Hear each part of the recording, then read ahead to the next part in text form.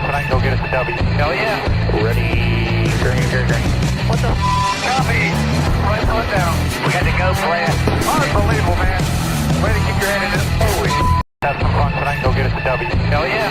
Ready, green. What the copy? Right foot down. We got to go, Brad. Unbelievable, man. Way to keep your head in it. Holy. Oh, boy. Oh, boy. Yeah. What? Yeah. I'm done with it. It's your base. Set sail. Steve, you look beautiful. Look great. Oh, ridiculous, man. Holy. You see that? Holy cow. Good job, man. Two times, baby. Yeah. Holy crap. Yeah. Hey everybody, welcome to NWP tonight here on DannyBTalks. Forgive the double intro, double the fun here on DannyBTalks, I guess. Monday, I was playing trains. This week, we're back to business as usual with NWP. If you'll notice, there's only 3 of us on tonight. Eric has got some things going on, so unfortunately, he will not be able to be here with us. But hopefully, Eric will be back on next week as, things get back to normal. But we do have myself, the Iceberg, and Black Flags Matter, Darren Gilliam on with us. So, guys, let's get into it. Let's get straight into some of our hottest, and I mean, no, not hot. I want cold takes this week. I want to hear who has the coldest take. If you have a hot take, then you are the loser this week. I want to hear who has the coldest take. We're changing up on you guys just a little bit. Who has the coldest take? Darian, how cold can you go?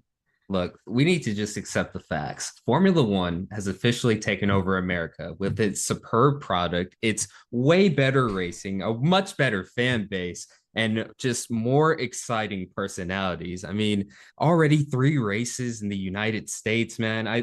NASCAR, I get, the racing's getting better, but man, Formula One is worldwide. It's international. It gets a lot more attention. It's starting to get a lot more attention in the States. Hell, Las Vegas has sold its soul to have a race there too. So look, it's a no-brainer, man. Formula One is taking over, and us as NASCAR fans, we just need to accept it. I don't know, man. That's a little too hot for me. For me, my cold take is this. We're so upset with the way that NASCAR performed this weekend at Richmond, and people want change. We're testing changes. Guys, we had the solution all along. The 550 package. It should come back only at short tracks. That's what should happen. It will fix everything. Closer racing. Who cares who's not passing? The racing is closer. We should have the 550 back. That sounds hot too. Did nobody pay attention to the rules this week? I don't know, man. Man, go ahead, Danny. Maybe you got it. Okay. Well, guys, I'm just going to come out and say it. I think RFK can win a championship this year with either Chris Buescher or Brad Keselowski. They have been coming to life at the right time. They say that this track could mean a lot for the championship. They looked great. Both of them did. And both times we've seen Chris Buescher win with RFK Racing, Brad Keselowski also looked like he could have very easily won that race too. We have a good lineup coming up, and especially for Brad Keselowski. He's going to go to Bristol in the first round. That's a great track for him and Chris. Either one of them could get the win. Then there's going to be Talladega mixed in there. Brad Keselowski has won a lot of races there. And then Martinsville. This team looks like they have a great short track program. Brad Keselowski could win Bristol. He could win Talladega. He could win Martinsville. And then he could ride off into the sunset of Phoenix and win that championship. RFK Racing wins the championship this year. There you go. See, I feel like you could label these as either hot or cold takes. I don't know, man. I don't know the rules exactly. So the thing is, I think we were all hot there. So what was the coldest of that? I want the chat to tell us. Okay, all right. So I'm assuming maybe Danny's. Maybe I don't know. Maybe I don't know. I think Eric, but yeah, he didn't give a take. Oh yeah, so yeah. Eric's the automatic victor. Congratulations. The poll is just for second place, but yeah. Well, people are saying they actually agree with me, so I guess that's the coldest one. There you go. See. All right. Well, we had a few races this weekend. Oh yes, sir. Yeah. Yes, sir. start getting into them. Danny, so Danny, we had Richmond, man. So give us your initial Yeah. thoughts, bro. RFK, bro. Winners. So going off of my hot cold take, whatever you want to call it, man, Chris Buescher, he had it figured out there at the end. Him and Brad both, they made the right moves and ultimately got it done. They've been close a lot of times this year, both of them have, and finally been able to pull through and get it done. And Darian once again proven the Fastenal curse has been dead for a while. Yeah, well, no, it officially ended last year, and I made a whole video on that. But now it's like, now that he's like won for the second year in a row in that car, now it's like, okay, it's like for sure dead, for sure. Like it's never coming back. It's dead and gone and buried, just like Kentucky Speedway, hopefully. But anyways, Chris Buescher, man, it's been a long time coming, and a lot of people fail to realize this is actually his third career win. Let's not forget the first career win, 2016, Pocono. Just you can call it second win of RFK.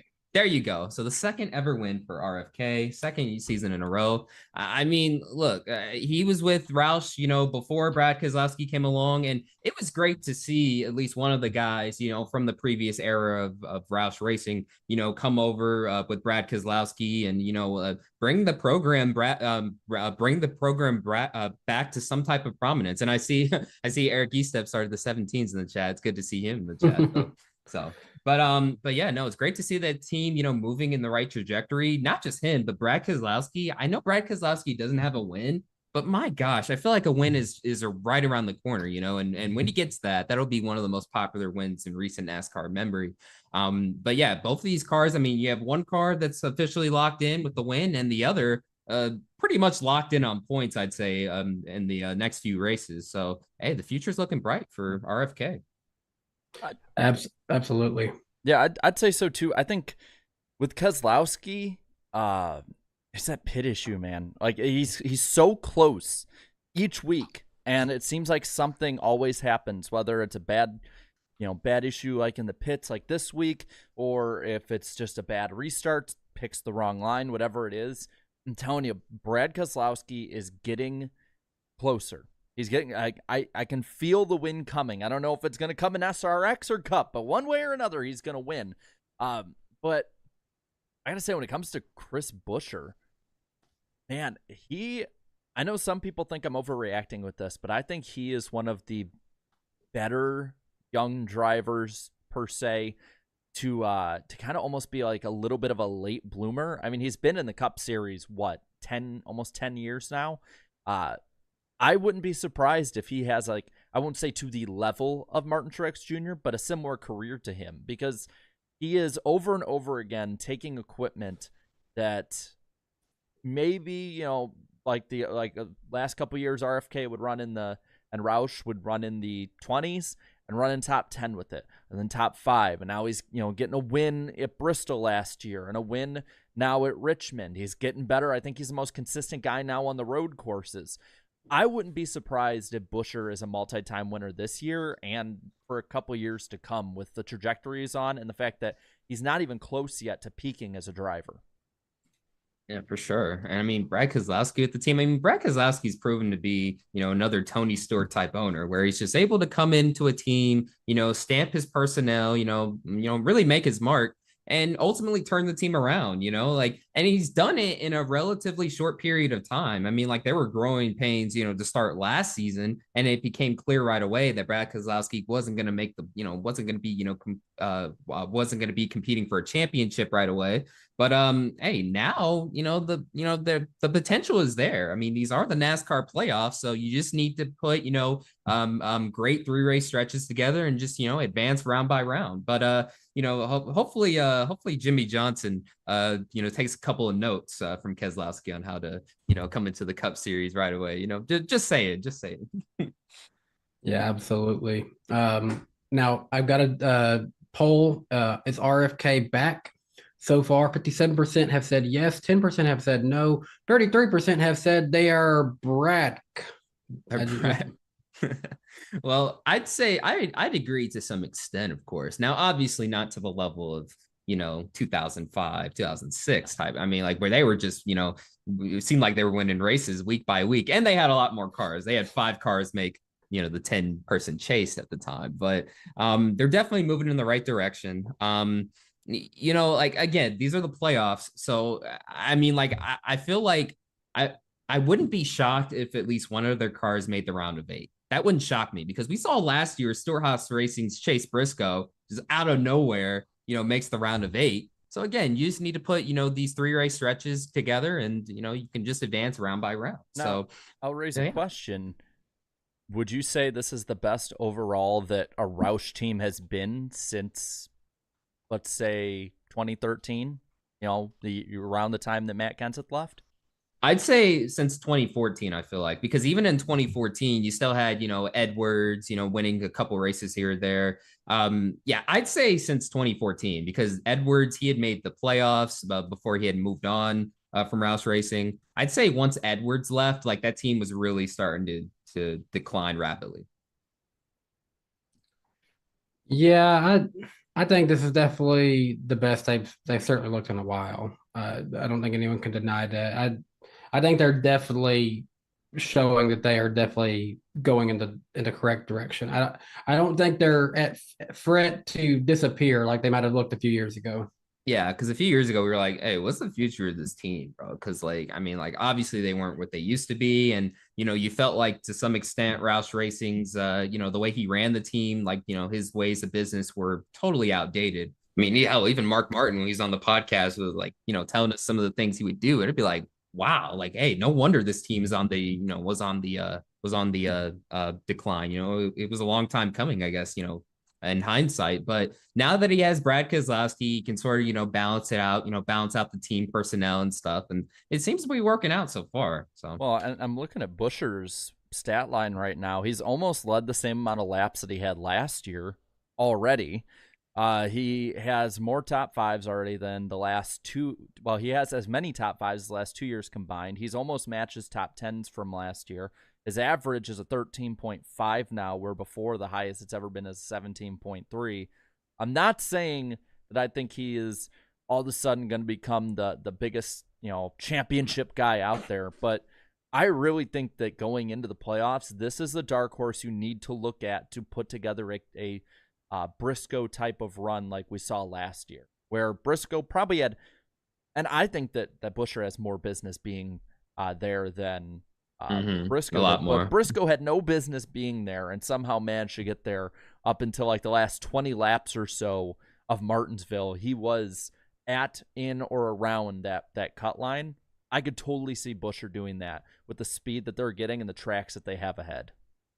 Absolutely. I mean, just seeing them running 1-2 just consistently, like, not off a strategy. Like, when's the last time we saw Roush Racing running 1-2? You know what I mean? Like, it felt like my childhood again. Like, hey, there we go. This is like one of the teams that we love to see back up front again. I saw someone posted a picture of like the lineup where all of them made the chase that year and said, "This is RFK at Richmond." Nope, that was me. I think it was me. I probably wasn't the only one. It might have been you. I don't know. Yeah, I probably wasn't the only one who said that. But then again, like, I think Keselowski had problems. So then people were like, oh, he jinxed him again. It's like, hey, look, I'm just doing my job here. Sorry. But hey, let's not I see the poll here though, Danny. Hey, we got another Rick Allen moment from this Chris Buescher run. What was it, Danny? What was it? Say for me. A population of only 30,000. That's not even a small town. Hey, let me tell y'all something, man. Like, so my internet went out, okay, and the only reason the only way I was able to watch the race was using my effing pocket Wi-Fi thing. Jared knows what I'm talking about. Yep. So it was out for 24 hours, so I had to resort to using that. And thank goodness I didn't miss the race in general. I was just happy about that. But thank goodness I did not miss that freaking Rick Allen meme, a brand new meme, bro. Because once I heard that in the moment, I was like, okay, Chris Buescher won, great. But then in like a few seconds later, I'm like, that was so random. 30,000? Like, that's not even a lot, like Jared just said. Okay. Not even close. Okay, from now on, when Kyle Busch wins, I want to hear, he's from Las Vegas, which has a population of 646,000. Like, Danny, I'm pretty sure like where we live has way less than 30K, right? I'm gonna look up because you live in one town, Jarrett lives in another town. So I look it up. I forgot who it was, but I saw somebody on Reddit who was saying that there was I can't remember if it was like Timmy Hill or who it was, but there's a driver from a town with like 8 people as the population of the town. Yeah. And so I'm like, that's something you could talk about. I'm like, I get what he meant. There was like, because there was probably 45,000. I know people ripped on the crowd. I honestly thought for Richmond in the summer, It was that decent. wasn't bad. For a second race, yeah. But I get what he was trying to do. Okay, so for further context, I'm not going to do the specifics, but we live near Nashville, not in Nashville. We live in one of those towns. It's kind of on the outside of Nashville, but Darien is in a different town technically, even though it kind of feels like it connects to our town. Where Darien lives has a population, according to the 2021 census data, of 17,344 people versus where me and Jarrett live as of 2021 has a population of 62,257. So we have nearly double of Prosper, Texas. Nice. Yes. See, if Rick Allen would have said like a population of 300 or hell, even 3,000, it would have meant a lot. But geez, man, like Claudia just said, Danny's hometown only 5,000. Yeah, actually, yeah. Let me see. I grew up in Harrogate, Tennessee. The population, it's not even 5,000. 4,327 people from Harrogate. See, that means a lot, but 30,000, nah, bro. Like that's just a regular place, you know. Yeah, like I mean, I'm looking at it. That's about the size of the town I grew up in. Like that's not a small town. So I mean, it was so awkward. That's if he delivered it right, maybe it would have worked. But it was so damn awkward. It was like what was the point? Is he trying to say not a lot of people at the race, or there's a lot of people at the race? I don't really know. Yeah, just a Rick Allen moment. But hey, look, Rick, I mean, Rick, we love Rick. It's we do. He stopped saying problems, and I hate that because people memed it to death. Well, Rick, we're still gonna meme you, bud. So just go back to saying problems. Yeah, Eric says his hometown has like 2 million. Oh, well, there you go. There you go. Eric Eastep, whose hometown has more people than watched one of the races. And Will England brings up so Dawsonville, Georgia, where the Elliots are from, has just a little over 4,000. Like, why hasn't he said that for like Chase Elliott ever? You know, like that would mean a lot. You know, I don't know. Because we need to talk about the siren. The sirens. Yeah, but yeah, look, Rick Allen for the most part, he's been great for NBC. But my gosh, he's so easy to meme sometimes though. I still think he's way better than he used to be. But you know what? Only 30,000. That sounds so small. I think he should try that in a small town. I didn't see how that goes for him. Yeah, we'll see. Yeah, go to a small town and say your population, I'll be like, okay, that's a little. You know, maybe we can look it up later. But I was wondering how differently maybe the RFK guys grew up compared to the 2311 ones, because I don't know what caused it, but one team ascended while the other team was just had victory and just gave it away. Well, you know what? I would like to say oh, go ahead, Danny. Go ahead. I was just gonna say, it still wasn't quite like it wasn't like a Ty Majeski type choke, but they definitely still let that one go. Well, I would like to say I'm shocked, but dude, I mean, we've seen this time and time again from 2311 in their history and just the season alone. I mean, we've seen them, run up front and stuff, look like, hey, they're going to be there towards the end, and then whether it's bad luck or faults of their own, then it's always something, man. I mean, Bubba Wallace had yet again more issues with his pit crew, and then what was Tyler Reddick's issue? Did he just fade to the back, or what was his issue?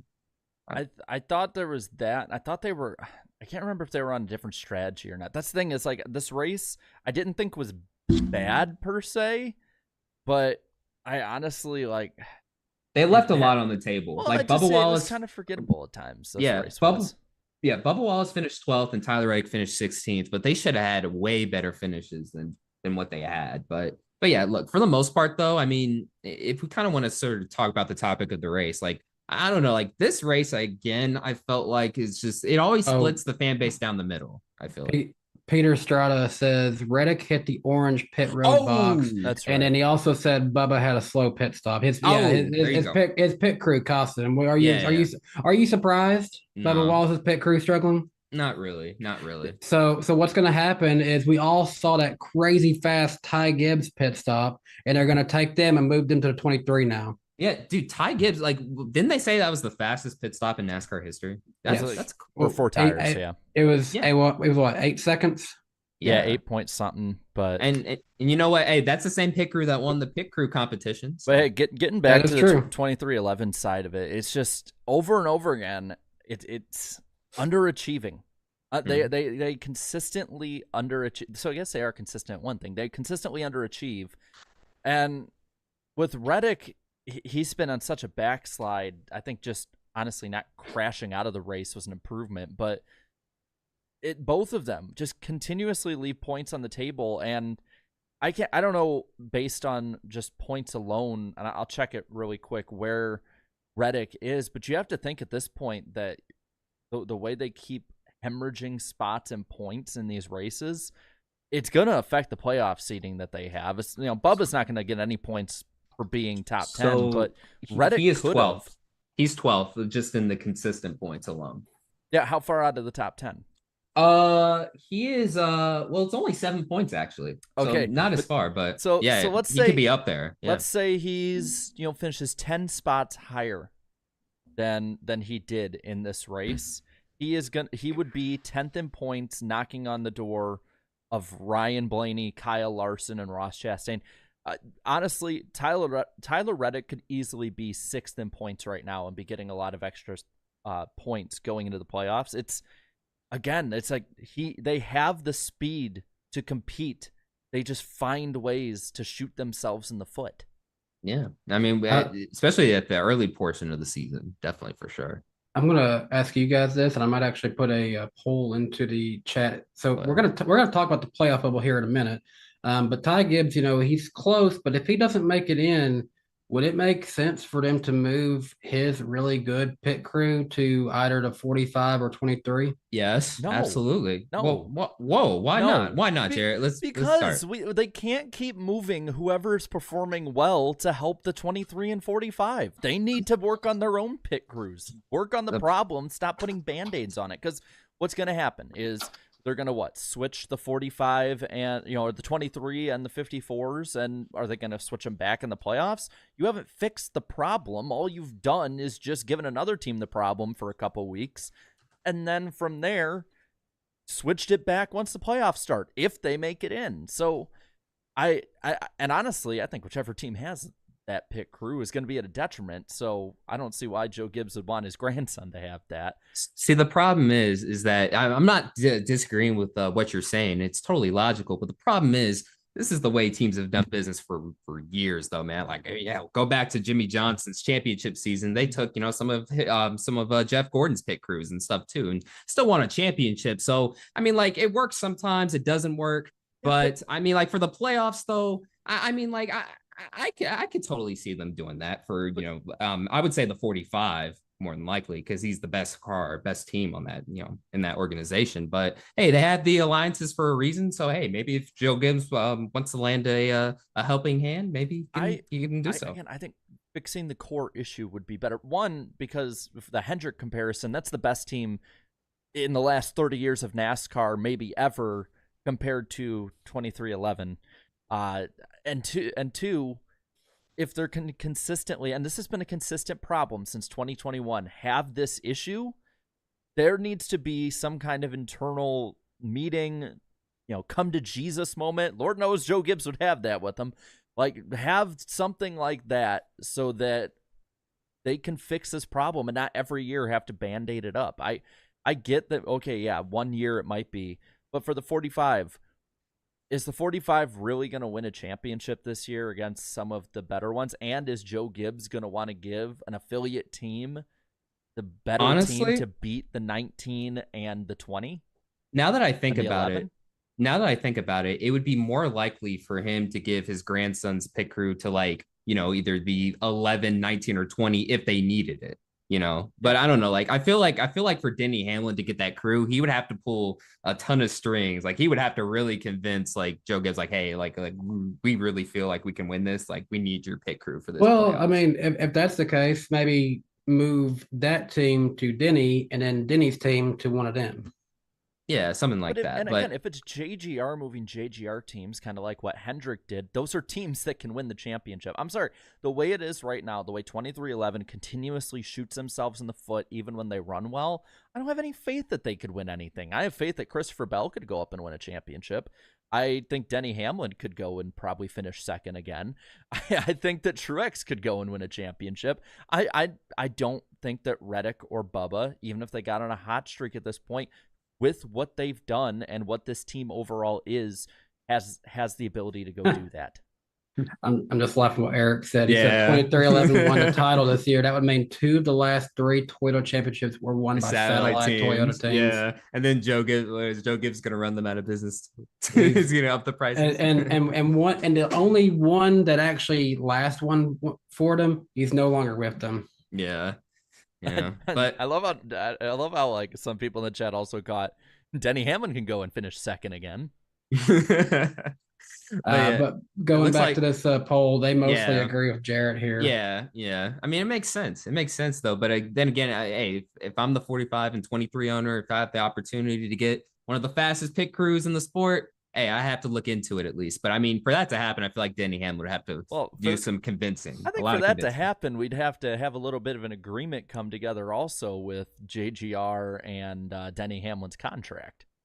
Oh, yeah. Remember that? I mean, I know it's probably going to get fixed up, but still, I mean, there's a lot of stuff in the air right now. And if I'm Joe Gibbs, I'm not giving away one of my best assets for my team unless it specifically helps my team. I mean, look how they treated the 78 team back in the day. Like, I'm just thinking of that Brickyard in 2017 when they crashed him and Kyle Busch. Yeah. They're not going to treat him fair, and they're not going to give him any one-ups. Also, this is one of those situations that since he's got the satellite team too, Toyota probably have to step in and say, hey, we don't want to screw anything up here. Hey, I just thought about this. Hey, maybe Denny should use this for contract talks. Like, hey, I'll raise a lot cheaper if we use your pit crews. I think you should use it for podcast content, knowing how much he's been throwing build the fire studio everywhere. Build a studio at Joe Gibbs Racing. There you go. Just don't have Bubba's crew build it for you. They'll ruin it. Oh, yeah. It'll just fall apart. Guys, why is this board coming to car? Oh, gosh, why is it falling on me? Yeah, don't have it built at 2311 because it'll just fall apart like their race strategies. Hi-yo. Well, but I don't know. They can't get to race strategies if they continuously have slow pit stops. Oh, damn. They got a lot of issues. Like, and it's crazy because like they're not terrible, but I'm gonna put something else out there. Somebody else who struggled. It's another short oval. The Hendrick cars looked like crap. Oh gosh. Yeah, let's talk about Hendrick, man. What's going on, man? What is going on with hey, chat? Some of you Hendrick fanatics, I see, including Timmy Wolf with the Chase Elliott picture. What is going on with y'all, man? What has been happening? It's not the first shorter oval, and this Richmond is another one of those tracks we talk about. Like this could in some way convert over to Phoenix. Wow, I just realized this. Not a single one finished in the top 10. Mm-hmm. Wow, not a single. Chase Elliott the highest in 13th. Only one Hendrick car finished in the top 15. Oh boy. I'm just saying, are you worried going into November if you're Hendrick Motorsports? Are you worried going into the playoffs if you're Hendrick Motorsports? Because yes, they're probably going to have at least one, maybe even two if Kyle Larson can have a little good luck, get in the Final Four. But once you get there, man, you're the weakest link. I mean, it's kind of like what was it Denny who said that he knew as soon as the Final Four was set who was going to win the championship because of who's good at what tracks. Mm-hmm. Yep. Just saying. Saying. Yeah, looking at the running order. So let's see. Bowman finished. So Elliott finished 13th, Bowman 18th, Larson 19th, and Byron 21st. Wow.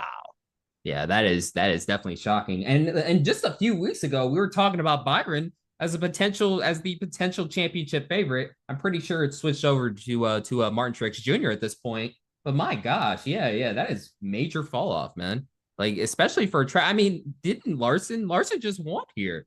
Like, and then now they just completely flip the script there. Wow, it's very interesting. Yeah. Larson just won here, and then Byron won Phoenix, but it was kind of dominated by Larson a lot of it. Yeah. So I don't know. Like, yeah, if I'm a Hendrick fan too, yeah, I'd be just a tad bit worried. But hey, we still have a few more races before the playoffs. So I mean, if you're a Larson and Byron fan, obviously you're not as worried. But damn, for Hendrick to be struggling in the middle of in the middle of the whole bubble race involving Elliott and Bowman, it is such bad timing because they're already having problems themselves within that team and, within, just them coming back from injuries. And now you throw in another monkey wrench where it seems like, the Hendrick cars are struggling on these types of tracks. It makes you think like, oh gosh, is this going to bleed over into the, the other tracks and stuff? So I don't know. We have to wait and see on that. But hey, if I'm a Hendrick fan, I'm just a tad bit worried right now. Is that true? What that super chat just said in the chat? Is that actually true? Wait, what did it say? Hold on. Fun fact. All I see. Oh gosh. Let me check. This post has been certified by fact checkers. 1, 2, 3. Where's Priest? Oh, Priest. Oh, yeah. No, he's right. Yeah, he's right. Holy Jesus. I did not realize. Wow. So for those in the chat and those on the audio side, all the SHR cars finished ahead of the Hendrick cars. Yeah, he's right. And SHR, SHR, hey, shout out to them, man. Again, just on these short tracks, on these types of tracks, man, they always shine, bro. I mean, Ryan Priest got his first top 5 of the season and really his first top 10 of the season as well. So, yeah, he was in contention for a little bit there. And then Eric Almirola, Kevin Harvick, and the worst finishing Stewart-Haas racing car was Chase Briscoe. Hey, so, yeah. Attaboy to all of them at SHR, but especially Eric Almirola was flying at different points of that race, and just they couldn't stitch it all together. But hey, if we're gonna rip on SHR too, bring up the fact that they have shown microscopic improvement, but this week was a big step, I'd say, compared to how they've been doing. If I'm the guy who finished second here in the spring, Josh Berry, I'm thinking, oh, good. The track I finished second at in the one start I've had at Richmond and Cup, I'm going to a team that does better than that team. Yeah, you at least have a shot at a few tracks, obviously it's going to be a real rebuild process, but, for those usual tracks, Richmond, Phoenix, even to some extent, Martinsville, he at least has a shot there. And really Ford has to be happy from the weekend. I'm looking at the top 10, 1, 2, 3, 4, 5, 6 Fords inside the top 10. So, they seem to be improving their program, this type of program for these types of tracks. But yeah, no, the rest of the field, no other team really stands out. But man, again, Stewart-Haas, not Stewart-Haas, Hendrick Motorsports, they got to get it together. Oh, well, also too, Trackhouse didn't have the best weekend. Chastain 24th, and then awful. Yeah, and Daniel Suarez 33rd. Yeah, they were just non-existent. And really, I feel like that's, I know Ross Chastain won Nashville, but then, what else has he done since then? Since Nashville, Ross has really fell off. I've been saying this for a little bit. By the way, Eric, have a good flight. He said his flight crew finally showed up, and he's about to finally be gone from the chat for a while. So thanks for coming in the chat for a little bit. Yeah, you can jump in from 30,000 feet. Yeah, hey, yeah. If you could get the Wi-Fi, hey, there you go. It depends on what you're flying on. If you're flying on Spirit, then good luck. Eric would not go on Spirit. Yeah, okay, good. Yeah, they wouldn't have enough. Yeah, they wouldn't have enough leg room. Yeah, no, they would not duct tape the doors shut. They would not accommodate him. Not at all. They would not. I'd be like, that's your problem.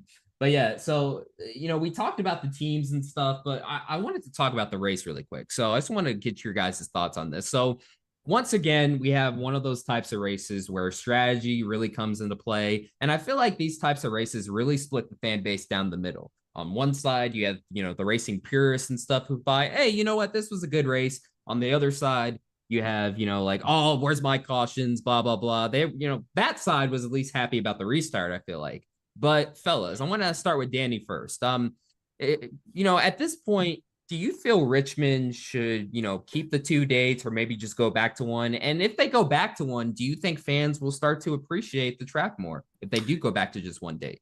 Absolutely. I think they should go to one date. As entertaining as the winner of this one was, just like Pocono, we saw a huge crowd there for that one. And ultimately there was a lot of appreciation for that race because it was just the only race at Pocono. Now, the hard part here, this is an ISC track owned by NASCAR themselves. They hate to let go of their babies a little bit.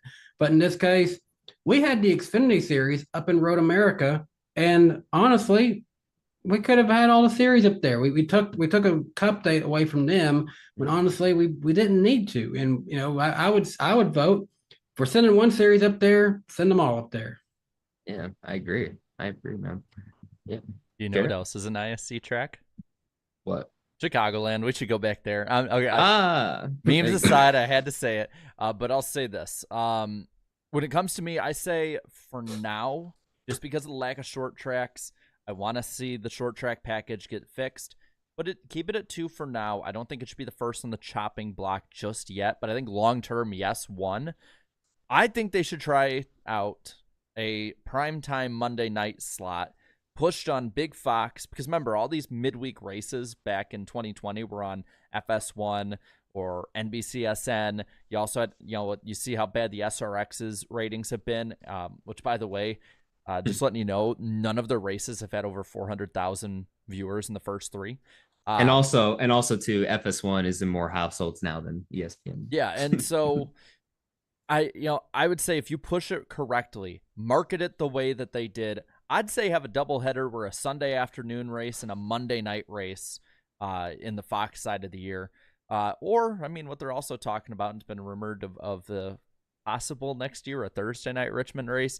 I'd say do it at 1 long term for now. I want to see this track with a fixed short track package and see what happens from there. But yes, long term 1, I say go to Road America would be nice. You got to figure out how to get the ratings correct with that one. Or NASCAR's not going to. I'm going to say go to Iowa. I think Iowa would race better. I think you could maybe plug into with the IndyCar weekend or have your own weekend. And I think that's a track that deserves to have a cup date. And I think even with this package, I think would have good racing. Oh yeah, and they've invested a ton of money. The Hy-Vee grocery store has into that racetrack. Like the facilities there are unbelievable, and they had brought in Carrie Underwood and some other singer too, like for a freaking IndyCar weekend. Like I'm like, damn, so they're really investing a lot into that track. But yeah, Richmond is just one of those strategy tracks. I thought the race was average, another typical Richmond race, and yeah, we'll see if it has 2 dates long term, but. I see Danny put up another poll, and I guess that's a perfect segue into the next topic we got, Danny. Absolutely. So after Richmond, the playoff bubble looks like this. Currently, Bubba Wallace is 15th plus 54. We no longer are showing Brad Keselowski on this list because he would need the world to end at this point for him to miss it. Michael McDowell is hanging on in 16th plus 18. Then below him, below the cutoff line, Ty Gibbs is 17th minus 18 back. AJ Allmendinger is in 18th minus 22. Daniel Suarez is in 19th minus 34. Chase Elliott is in 20th, 40 points back. And his teammate Alex Bowman is 21st, just 42 points back. So realistically, any of those guys could still make it, but I want to know from the chat, I put the first 4 on the outside in, who has the best chance to make it. Right now it's really close between Ty Gibbs and Chase Elliott, but right now Ty Gibbs has the edge just a little bit. Yeah, I'll make a case for Ty Gibbs here too. I mean, like a few weeks ago, I was like, here we go. We're going through the typical rookie slump type deal and stuff. It was looking like he was gonna point his way in, but then he went through a bit of a slump. But then now we've seen him, run well at not only Pocono, but at Richmond as well during parts of the race too. So. I mean, only 18 points back. I mean, he's going up against Michael McDowell. I mean, don't take any credit from McDowell there. I mean, like he's obviously earned the right to, to be competing for that spot. But I wouldn't rule out Ty Gibbs neither. I mean, like I know he has, a lot of other guys there that are hungry for a win. AJ Allmendinger, Chase Elliott on those road courses, even to some extent, Daniel Suarez could be a threat on those road courses too. But if we're talking about, just pointing your way in consistently, I mean, I don't know, with the way Hendrick Motorsports is right now, and then you got some question marks on Allmendinger and Suarez, I would take Ty Gibbs out of those 4 on the poll. Well, I'll put this up for you. For this weekend, I would not be surprised if Ty Gibbs is a competitor for the win. I'm looking back at last year. He got a top 10 at Michigan last year, was running up front, led laps. Now, The difficult one will probably be Indy Road Course, I think, though he did struggle a bit at Watkins Glen. I think the Indy Road Course, just with the chaotic nature of it, it all depends on where he lines up for the final restart. And then Daytona can go to anyone. So Ty Gibbs is somebody, I think, who has slid under the radar and could easily usurp one of those two up there. Bubba Wallace plus 54, though. Man, that's a statement. Even with what happened, kept his head in the game. Team kept going with the fast pace they had for the most part. Put a big gap in there. Got a bunch of points. I'll tell you who I think is the least likely of these four to make it. Daniel Suarez. Oh, based off of last weekend, definitely. This team's in a tailspin, man. We talked about what has Ross done since winning Nashville. What has any of Trackhouse done since then? And I mean, this is bad timing because Suarez, just before the season signed that extension, and you were like, okay, this is their guy, or at least one of their guys long term. He was there, for the first season of the team. But man, it's just, early in the season, you saw the glimpses of speed, but like they just couldn't put it together. But now looking back, I feel like, those early races were really the team's best, best chance of getting a victory. Now it's totally passed. Like, I don't see this team winning a race. I would say you go back, you didn't want to overthink it too much when it happened. But now that race at Atlanta, man, they're really wishing that rain hadn't showed up because they look like they had a shot to go for it. Yeah, now they're going to be like every other team. I feel like, like that's going to be desperate. They're just going to circle Daytona and be like, hey, whatever happens, happens. Because I don't know, like just based off of last week and the previous few races, like I don't really see how you can make a case for Suarez making the playoffs unless, some surprise victory out of nowhere. And yeah, I'm scared that when SVG comes in to the Indy road course race, he's going to want to go for the win, but he's used to all those team orders over there in Australia. I'm scared they might be like, "Hey, can you find a way to get Daniel to yeah? Can you help move him over for Daniel? Can you help him out, please? I think at the playoffs. At this point, though, I don't think I'm playing a homer here with McDowell.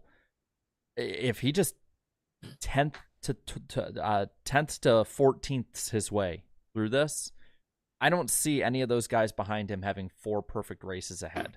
Just because you have basically 3 wild cards.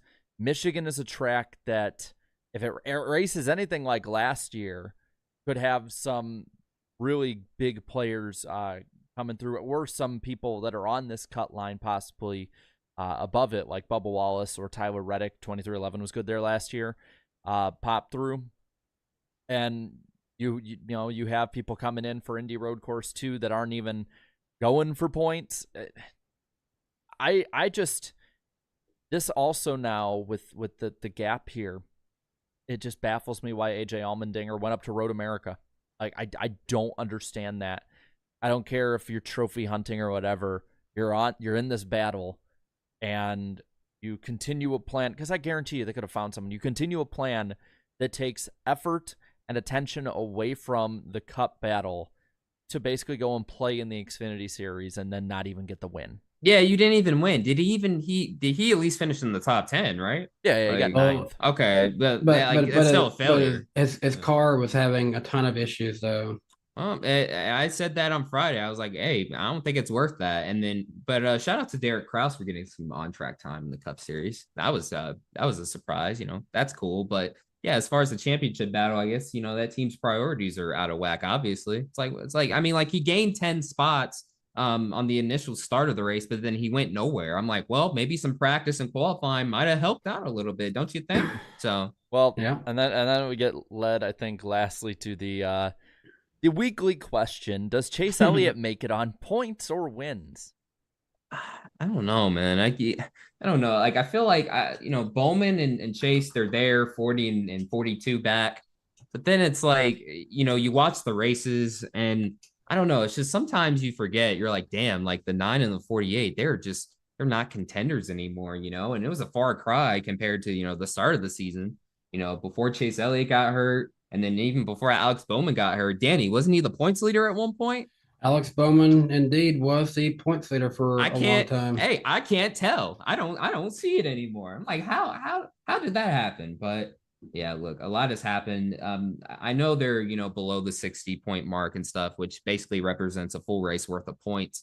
But I don't know. I just don't see them pointing their way in, man. I feel like, like you just said, McDowell just has to maintain that 10th to 12th, 10th to 12th place finishes.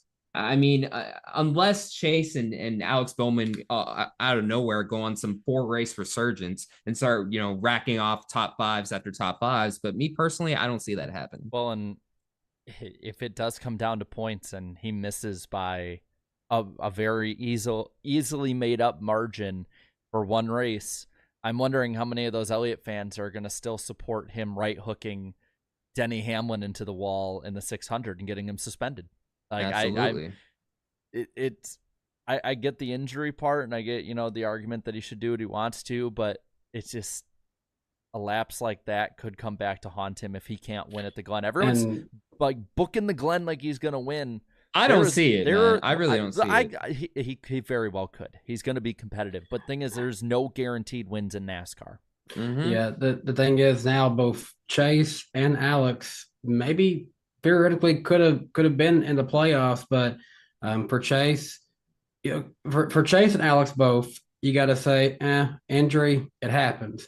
But for Alex's team, their team penalized twice. Once got reversed, the other time no. So that time, hey, your team messed it up for you. And then likewise, your drive when you come back from your injury wasn't quite enough there. Chase, well, injury, it happened, but one race he was out was because of his own doing. So both times you have ways, can be falls back. It's on the team to be perfect all year. Don't make any mistakes whatsoever. Exactly. We'll see. We'll see if they prove us wrong here. But I mean, without question, it'll be a contender for Watkins Glen. As far as closing the deal, I don't know. Like, you still got guys like Larson, and hey, you never know what other road course guys might want to take a crack at the Glen. So we'll see. But the chat so far, does Chase Elliott make the playoffs? 48% say no, send the Guangdong Tigers. There you go. But 41% say yes, he will make it by winning, and then 11% say yes, he'll make it in on points. All right. We'll see. We'll see. Chase Elliott fans, keep the faith. This weekend, we'll see if it pays off. This weekend's going to be huge for it because he was fast at Auto Club. If he can emulate that Auto Club race, it's very realistic at that point. Absolutely. I guess we kind of broke down the playoffs. Let's ask, how did people enjoy this race with their eyes? Yeah. You got the numbers over there, right? Oh, yeah, sorry. I thought you read this part. My bad. Oh. Okay. The ratings. Welcome to the famous ratings, as Darian would call it. Richmond had a 1.41 rating, and that equaled out to be 2.403 million viewers. This is down 3% in the ratings category, but it is up 2% in viewership. It is a very good thing to note here. We hit 23% in the key demographic. And as far as how this race compares to the last few, it is the highest watched second Richmond race since the 2016 season. It also beat the FS1 Richmond race in 2023 earlier this year. Road America in the Xfinity Series had a 0.9 rating and 1.566 million on NBC. And Darian has a question. Oh, yes. It is time for, let's do it. It is time for the poll, the famous iceberg poll on the NASCAR Weekly Podcast. You got to go over the ratings for that. Jarrett, what did people think of the ratings from last weekend's race? Well, I asked what people thought of the 2023 Cookout 400, and 11% of you said it was great. 34% said good, so 45% net positive, which is very low for our polled side of things. 43% said average, 9% below average, and 4% bad, so 13% net negative. Guys, the first comment was from Denny Delivers. Oh, meme. Easily meme. Yeah, if he's ready to go, it's a meme. It's either him or Spencer at this point. While most were pressure cooking inside the car today, RFK really cooked a massive gourmet 5-course meal on track. There you go. I'll call them in. 134 degrees. That was crazy, just consistently. Oh my God. Looking at some of these comments here, Michael here says Bubba and Brad have been showing consistency, but I think this could be Bubba's best performance this season. Yeah, it has I would potential. agree. I would agree with that. Yeah. I couldn't be happier for Chris Buescher and RFK, and huge shout out to Ryan Preece for not only his first top 5 of the season, but first top 10 of the season, says NASCAR fan. Oh yeah. First top 5 and top 10. Yeah. He's competing for the victory too. That's crazy. TM Collins says, as a hater of stage racing, watching Truex's tire strategy play out was refreshing. Yeah, he was able to get, just wait it out and stuff. Hello, stage hater. Let's see. Blue Jimmy says, look at Priest, man, so inspirational. Inspirational. Yeah, he's been through a lot. Thrash and Burn says, rare day where SHR is good. Man, they have been the team to beat at short tracks. Yeah, all 4. I said at the beginning there, I was like, hey, I wouldn't be surprised if they got at least 1 win on the short track. Rye Guy says Richmond only needs 1 date, and I hope they hold gold with the new, or they hit gold with the new splitter over the next 2 days of testing there. Spoiler alert, they don't. Yeah, they didn't. Unfortunately. Yeah. Let's see what else we have. Optic says Brad Keselowski about to win, enters pit road, error. Tyler Reddick about to win, enter pit road, error.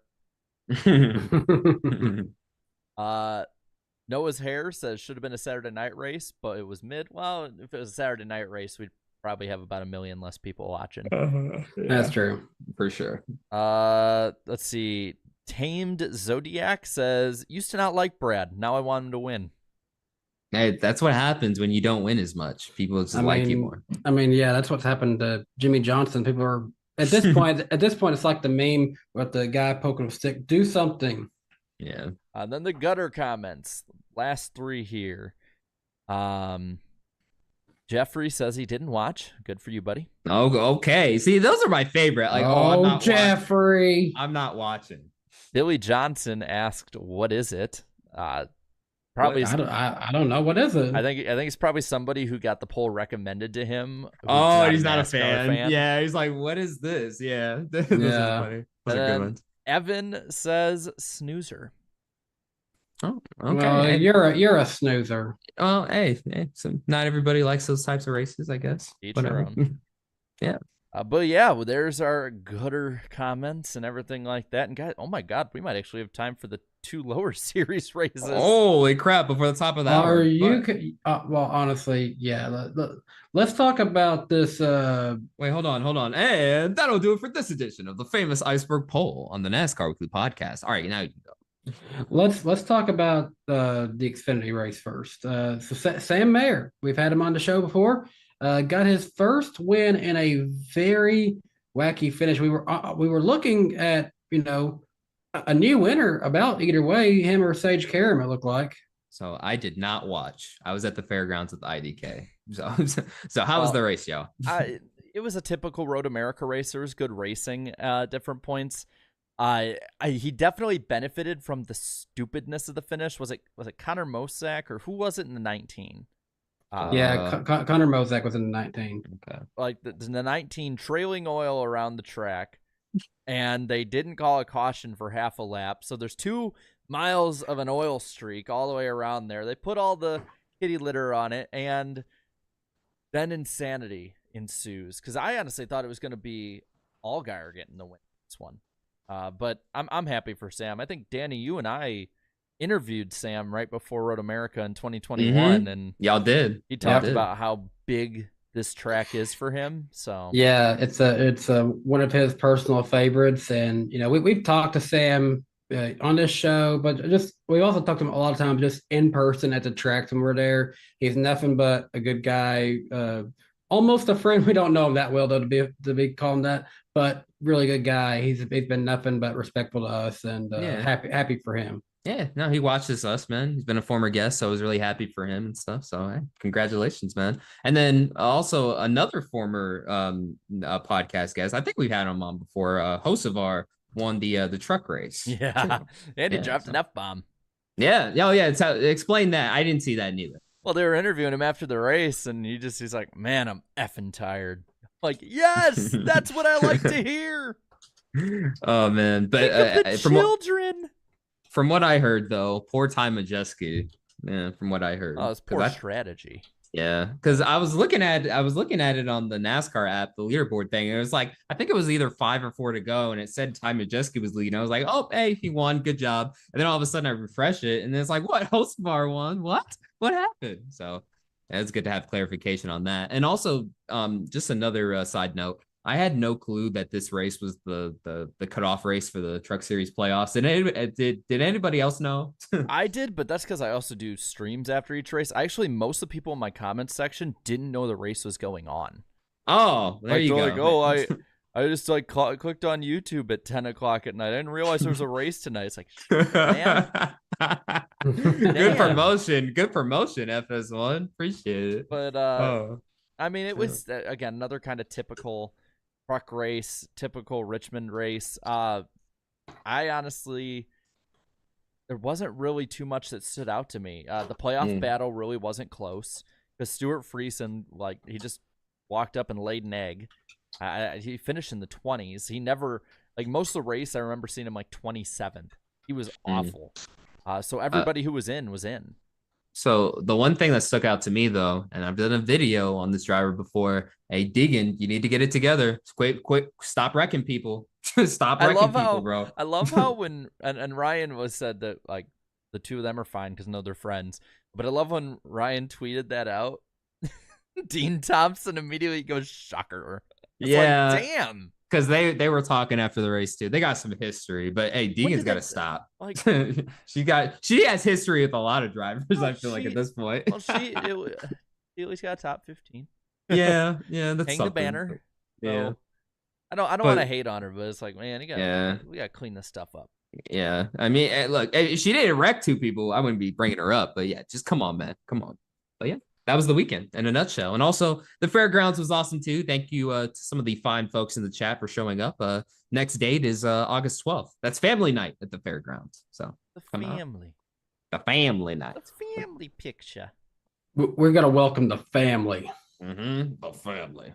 And oh my gosh, we are at the top of the hour. We're making great time, boys. But yeah, that pretty much wraps up all the other stuff. We can get into the first super chat stage break of the night. Can't believe we're actually doing this on time after the races in the order we intend it to be. Okay, Jarrett, you got my timer ready? Got you, buddy. All right, we're gonna start off here with NASCAR's on 24-14. Appreciate the $4.99. Hey, Danny B, do you think Bristol should go back to 36 degrees of banking? Until then, what do you think of North Wilkesboro or Iowa Speedway for Bristol? So at this point, I don't want them to risk messing up the track any more than what they already did back a few years ago. So leave it alone. Just run and put what we got. As far as should one of the races go to Iowa or North Wilkesboro, I've been saying for a while, I think Bristol should have only one date. So by all means, give the spring date to one of those tracks, maybe North Wilkesboro. But eventually, when the Fairground Speedway gets renovated, and it will, you're not going to win Cairns. I think it needs to go to Nashville. That's my personal preference on that. NASCAR's on 24-14. Appreciate the additional $4.99. Hey, Jarrett, I'm so looking forward to Rockford Speedway. What would you think if Chicagoland Speedway returned and Kansas lost a date? I mean, I love Kansas, but I am on the train of tracks having one date. As long as Kansas keeps its playoff date, I'm fine. But yeah, bring Chicagoland back. I think it would be perfect with this car. And when is Rockford's last race? I think the last week of October. Okay. NASCAR's on 24-14. Oh, sad. Appreciate the $4.99. Hey, Eric, Richmond was 25% boring. Imagine if there were no stage cautions during that race and only one. Darian, Cup back to Road America is my vote. Oh yeah, no, I would love that. Jimmy Leos, appreciate you being a member for 2 months. Hi, did you hear that SVG will be the truck race? Absolutely, we did. And looking forward to seeing how he does. Isaac, appreciate the $5. Roush JTG trade aftermath. Buescher wins 2 races for RFK. Stenhouse wins 2023 Daytona 500, and both are now locked to make the playoffs.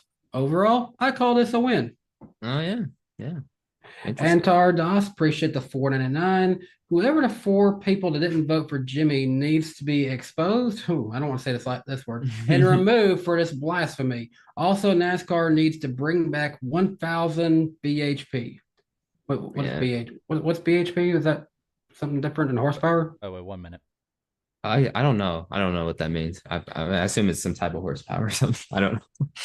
We talk about the cars. We don't know how to work. I'm sorry, guys. Yeah. Antar Das, appreciate the additional $4.99. One of the main reasons I hate the playoffs is because we constantly talk about the battle for 15 and 16, even though we know they will get knocked out in round 1. NASCAR, yeah, facts.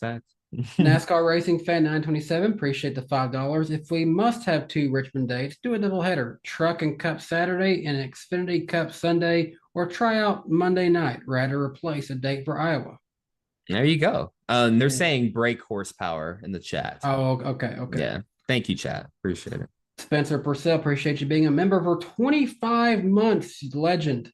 Michigan. Also, I like trains. Yep. I like trains. I like trains. That is ding, ding, ding. Let me end on one last member. She ranked 24-4. Appreciate you being a member for 2 months. Just simply said, let's go. So let's go into Darian's favorite part. Oh, wait, hold on. Now somebody's saying it's base horse. Oh, wait, no, he's trolling. Okay, never mind. All right. It's the lightning round on the NASCAR Weekly Podcast. Jarrett, what do you have on tap for this evening? I see we got a lot. An exploded mic, too. Well, first off, just to let you guys know to go to thedailydawnforest.com, and I got our podcast on there, as well as a bunch of stuff from us. Podcast, Powered by Bus, all that good stuff. So be sure to check them out. Some other news here, though. Peacock lost $651 million from April to June to IndieWire. So that is some... The cock is awfully costly. Yeah, the cock's not looking good. It seems a bit deflated. Noah Gragson could be out of the 42 for John Hunter Nemechek, according to Jordan Bianchi. That is the rumor. Oh, no. Sad news here for old-time NASCAR Xfinity, especially fans. Old NASCAR sponsor Yellow Trucking has shut down. Damn, the times have changed. The times are changing, bro. We're getting old. Sad news for those who want Clint's money. Fox is shutting down the Fox Bet app, according to Wall Street Journal. I mean, I kind of wondered how they did that because there's no money going into it. It's just a free, pick 'em win. Yeah, exactly. Yeah. Corey LaJoie has signed back on with Spire for a multi-year extension, like was rumored. Not surprised, but Ty Dillon's got to be out of there. This came in the news today. SVG will be in the 41 truck for Nice at IRP for his first oval race, and people called me crazy for thinking that he would not just do Cup ever. Ooh, wait, people thought they didn't think he would do other stuff? Come on. I brought up in my video that maybe he might do part, when I made one about him, maybe do part-time or do a year in Xfinity truck. No, why would he do that? He's too high profile. I'm like, well, I mean, he wants to learn. Was an ARCA, so if he wants to learn, I mean, honestly, Danica Patrick had the star power to come in and go straight to Cup, but she still did Xfinity for a little bit. Yeah, exactly. And then the 2024 Hall of Fame class is Jimmy Johnson, Chad Knaus, and Donnie Allison. Hey, they better hope that fans don't find out who the 4 was. They won't forget it. Yeah, that's I don't know. Listen, you can say what you want about Jimmy Johnson, the playoff chase era. Jimmy is a Hall of Famer and should be first class. Yeah, a unanimous first ballot. It should have been, but I don't know much about how the committee is voted on. But I was talking to. Well, I guess he's talked about it publicly on his Twitter. I was talking to Jeff Gluck about this today. I mean, I found out he wasn't on the ballot, which surprised me. He said nope, and he doesn't think he probably will ever be considered to be on there. So I don't know how they actually go about that. First, I think that should be maybe updated every few years. And also, if you're a Hall of Fame, if you're into Hall of Fame, I think you should also be able to vote on that too. Yeah, I agree. But it's still 93%, but that's ridiculous. I feel like everybody's commented on that. But yeah. Well, and then is it the Landmark Award that Janet Guthrie won as well? Yes. The Landmark Award. Yes. Good And for then, her. last but not least, we are 20 days out from it right now. Crunch time. Paint schemes are going to start getting going for it. The NWP 400, our yearly iRacing race, will be on Tuesday, August 22nd on IDK Players Channel. And the duels for that, for everyone who wants to get in, actually, will be on his channel August 18th. I'll be commentating on it. And we're kind of doing I can talk about it a bit more now. We're kind of doing a bit of a throwback to Speed Weeks with it. So the Fast Four in qualifying will make it in. You have two 125-mile duels, so the twin 125s to make it in. And then the last chance qualifier is 20 laps, which, if you don't know, was the original length of the Busch Clash when it was made. And then, of course, the 160-mile or 160-lap race that we'll have is basically like the Firecracker 400. But it'll be a lot of fun. It'll be a ton of fun. And we got people on this call. We got people in the chat who will be in that race. And there's going to be a lot of money on the line, both for the winner and maybe I might possibly put a little more money up for halfway leaders. So people could be making some bank in that one. But it's going to be a blast. And we hope and expect to see you there. I think my Monday night stream before that one, I'm going to title that "Get on Board the NWP 400 Hype Train." There you go. That's a good one. That'll certainly help us out. But yeah, no, I've seen a ton of cool schemes with that. Demos is awesome, and Blue Jimmy's Angry Bird scheme is my personal favorite. I like the Wendy's one as well from Gavin Austin. It's a lot. And that also is a lot from the lightning round we finished up. Yes, sir. And that'll do it for this edition of the famous lightning round on the NASCAR Weekly Podcast. And now back to the show. We are making some great time. I'd say as far as timing goes, guys, we are like actual champions of timing. Dude, we might have the quickest show of the evening. We might be champions of timing, but unfortunately, the driver that we're going to start off with going into our top 75. We do have one other story. Oh yeah, we got one more story, Danny. Oh, I wanted to get a top 75 driver. No. Wait, we had some major news last weekend, Danny. Well, you'll just have to wait on that. No, but let's move. Yeah, but what's the major news though for the NASCAR Xfinity Series? Is going to the CW. The CW, the channel I grew up with watching Jerry Springer, Steve Wilkos, and Maury reruns, is getting NASCAR races. Oh man, it's funny. I talked about it on a stream, I think it was, and my brother, who used to watch some of the old CW Flash show, all that stuff, he texted me, it was CW sucks. I was like, damn, because I've never watched CW. Oh God! Well, hey, NASCAR don't think so because they're getting a pretty penny, to say the least. Let's take a look at the deal here. 805 million from 2025 to 2031 for the NASCAR Xfinity Series to be broadcasted exclusively on the CW for the entire year for each of those seasons, and that totals to 171 million per year. And the CW is also available in 125 million homes. Basically, everybody gets it. It seems like a no-brainer. You know what this is interesting for is if NASCAR is going to line up all the contracts like they usually do, it's only 7 years, which is it lines up with what the initial deal was, and I believe pretty close, if not what the second deal they had with Fox, Turner, and ESPN. So I'm wondering if they're doing a little shorter term contracts, which it seems like they're going to get even more money than they get for the 10-year contract on this one. But I'm wondering if they're doing shorter contracts to kind of be able to change quicker with the environment. I know we talked about that before. I know other leagues have done that. But I'm hoping there's two sides of me here, man. Part of me is hoping and wanting this to mean that NASCAR is going to be seen in more homes with the CW. At the same time, I'm like, NASCAR fans are very bad for change. It doesn't even matter if it's a change in their favor. Mm-hmm. Doesn't even matter if this is a free channel to watch. Let me explain this too, because me and Danny had some very interesting interactions last weekend. As soon as we start talking about the announcement, I see this one guy basically saying, "I don't know what channel that is, and I will not be looking for it." So I'm like, dude, you're out of your way. I'm like, what? Well, it's and free. on top of that, part of it is it's free to watch on the CW app. Like, you don't have to pay to watch it. You can literally just pull it up on your phone and cast it on TV. When FS1 was first announced, I got people being mad because you literally had to pay extra to get that channel at that point. But this is literally a channel that, one, you can get locally with an antenna for free, or if you have a Roku, which most people do these days, they have a free to watch app supported by ads.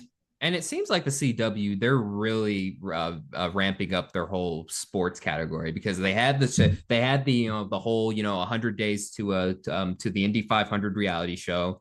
They've apparently I think they're looking into football as well. They have the ACC. Go ahead. Oh, there you go. So and ACC and Live Golf. So there you go. Do they have all of ACC or just a couple of games? I think all except any that would be prime time or something. It's gonna be interesting how it lines up with and I mean that's some big fan bases. You got Clemson, Duke's in there, right? Yeah. Duke's in there. Yeah. Got Virginia Tech in there as well. This is another worry I have though, is when it comes to college football season, Saturdays with Xfinity races, how are you gonna line them up? There's two ways you can line them up. One is you have your primetime football game in Xfinity earlier in the day, or you have more night races, which fans will like, even though they'll complain that they can't watch it, even though that it's more available and accessible now. I'm sorry, I just can't get over that point, because I had to explain to somebody who literally has a CW that they have it, and it's just right next to NBC. Look, only NASCAR fans would complain about a free channel. I'm sorry, only some would. But no, yeah. That's my worry is football, because I don't want to go through what we did with ESPN back in the day where, I can't find the race. Well, we moved it to ESPN 3.75. ESPN Classic. Okay, they never did that. But I will just say this. I know this is kind of a question we have further down the line, but I'll just get into this. People were worried, would there be a new title sponsor for what is now the Xfinity Series? I think ultimately the biggest thing we heard before this came out was rumors of maybe Amazon would be streaming it. But I think Xfinity, that might be a clue that Xfinity could want to stick around, because if Xfinity wanted to stay on board, they wouldn't have liked the idea of the series going to a streaming exclusive. So this might have been what helped land in another network. Yeah, I could see that as a factor too. And also too, I was all for the whole Amazon deal at first, just because, millions of people already have it. There's a lot of prestige for that. But with the CW deal, I feel like you get the best of both worlds. It's owned by Nexstar. Okay. Which that might have, if I to read more about Nexstar here, they are in I think it's, what is it? They're in every major American market of the top 200. So that they do have disputes though with Dish and DirecTV right now.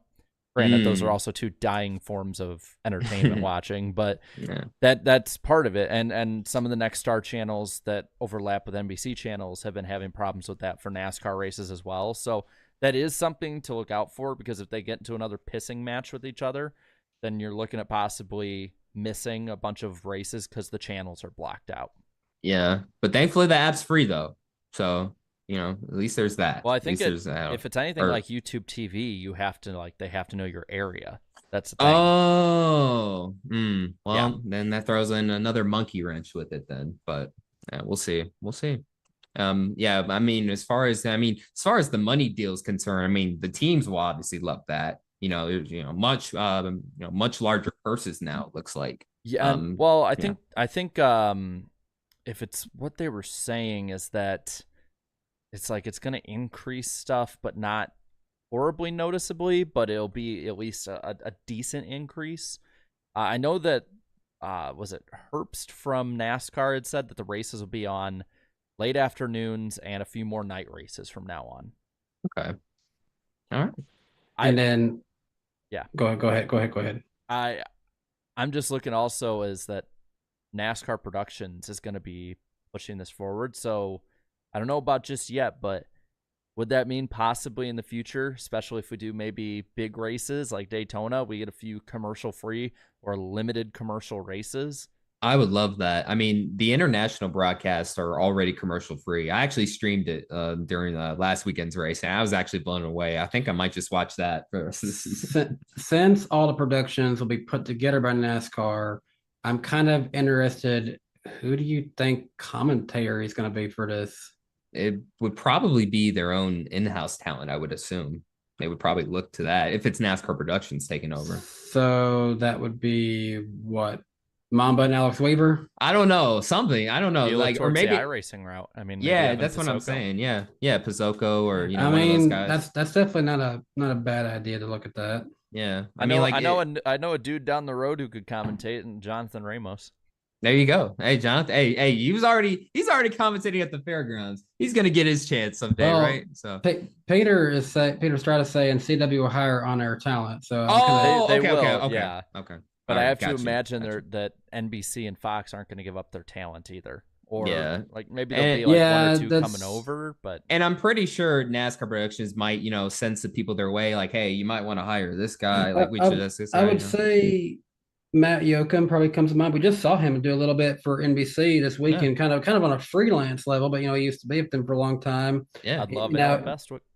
Yeah, Alan Bestwick would be a good one. See, I had suggested a lineup, and it was just like one of those old ESPN lineups. It had Alan Bestwick, Carl Edwards, and Andy Petrie as commentators. Now, Andy Petrie's involved with RCR. I doubt it. And Carl Edwards, you can't really get him off the farm either. But it sounds like a dream lineup. Sailing across the ocean again. Yeah. This is something else I kind of wanted to think about too. So with this move, ultimately, Fox and NBC both, have less for their crews to do now. And I think on the Xfinity side, now we've seen, shoot, my mind's point blank. Who does the Xfinity series usually on Fox now these days? What's his name? Adam Alexander.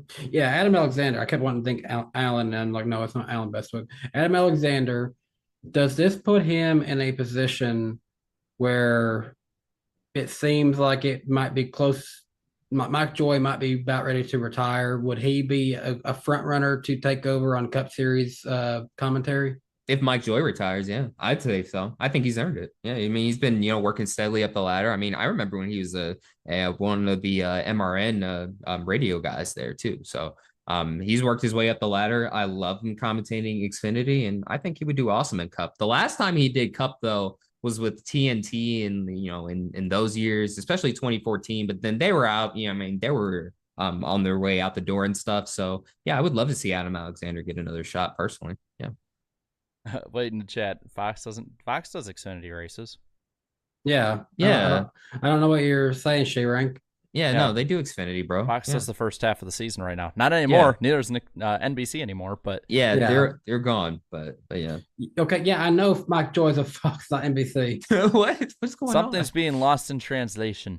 Yeah, I think so. I'm saying when Fox takes over and does their part for Cup, as long as they do, I guess so. I don't know. Yeah, but as long as they have it, I would say Adam Alexander is in a good position to be a Cup commentator. Yeah, but in conclusion, the Xfinity series, they have their deal finally done. They're going to be on one channel. I think that's not talked about enough. At least one of the NASCAR series will be on one channel the entire season. You already have the Truck Series on Fox for an entire season. Now you have Xfinity on the CW. So you'll still have fans complain that they can't find the channel in 2031. Yeah, well, they were already complaining about, a free channel getting the deal. Like, I can understand to some extent the Amazon deal them complaining about, but not this. I can understand some areas don't get CW, fine. But it's like, if you're complaining, it's only on one channel. Like, I've seen everything. It just amazes me how much NASCAR fans can complain about everything. You can't make Like, everybody happy. honestly, back in the day when the trucks was a speed exclusive and they had their own unique theme song to it when it come on, everything felt unique when that was coming on. It was its own different atmosphere when you was watching the races on speed. So maybe this is something we can get back to where it doesn't feel all the same. Yeah, yeah. Get something new for sure. And by the way, I don't even know what does CW stand for, but I asked the chat, I gave them four options. 41% say CW stands for Carl Weezer. Then 25% say car watching, which might be more true for watching race cars. And then tied at 17%, can't watch and cats wrestling. It stands for Carl Weezer. Oh man. So according to according to the internet, the CW, I guess it stands for, it says it says its owners are CBS and Warner. I don't think that's true. No, they used to be. That's what it stands for. CBS Warner. Oh, okay. Yeah. CBS Warner. There you go. Then there you go. So yeah, we'll see how it goes. We'll see how it shakes out for the future. But future, now we can look at the past. Yeah, look at the past, right, Danny? Yeah, definitely look at the past, and a good place to look in the past, but also the present, is our top 75 drivers list. This is going from 20 to 16. We are getting closer and closer to the end. And speaking of 20 to 16, you put that together, and that's 2016. And number 20 on this list happened to have something big happen to him in 2016. That driver is none other than Mr. Host of Actions Detrimental Podcast, Denny Hamlin. I thought you was about to say, oh, my bad. I thought you were about to say the host of the NWP podcast for a second. Yeah, Denny Hamlin coming on to replace Eric Estep starting next week. Hope you guys are ready for that. Yeah, bro. But yeah, Denny Hamlin, top 20 driver. He is a 2016, 2019, and 2020 Daytona 500 champion. He is also a three-time winner of the Southern 500 2010, 2017, and 2021. He won the Coca-Cola 600 in 2022. He is the highest finishing rookie in points history, coming with a third place finish in 2006, which is right around where he usually finishes anyways. He has 50 career wins, most recently achieved at Pocono. He's qualified for the playoffs or chase 17 times, and 4 times he has qualified for the Final Four, has not found a way to get past that final round, though. It's always his Achilles heel for some reason. And he has also finished second in points back in 2010. Yeah. And I had him ranked the lowest at 27th. I guess I can explain that. I mean, at the time, this was early in the season. I felt like, okay, at the very least, he's a top 30 driver. And my list, I had some way older drivers up there too. I, didn't want to show a whole lot of recency bias. But, now that the season has progressed past halfway, number 20, it seems like the right fit. I mean, just scored his 50th career win, just surpassed his former teammate Tony Stewart, who had 49 career wins. All he's missing is that championship. He's won about everything in NASCAR, just hasn't won the championship quite yet. Well, and I think a lot of people will, a lot of people say, oh, he's, overrated because he doesn't have a championship. I think a lot of people just say that because they also just don't like him. Oh, yeah. But definitely. When you look at the span of time from 2006 to today, Denny Hamlin is probably one of, I'd say, the 5 or 6 best drivers over that time combined. He's not, all he's had, I think, is 1 year that's been outside the top 12 in points. And that was the year he broke his back. So a legit excuse. Well, and so I'm saying that I think Denny Hamlin is 20th or so. I think there's some drivers we've had before in the list I think are a little bit better.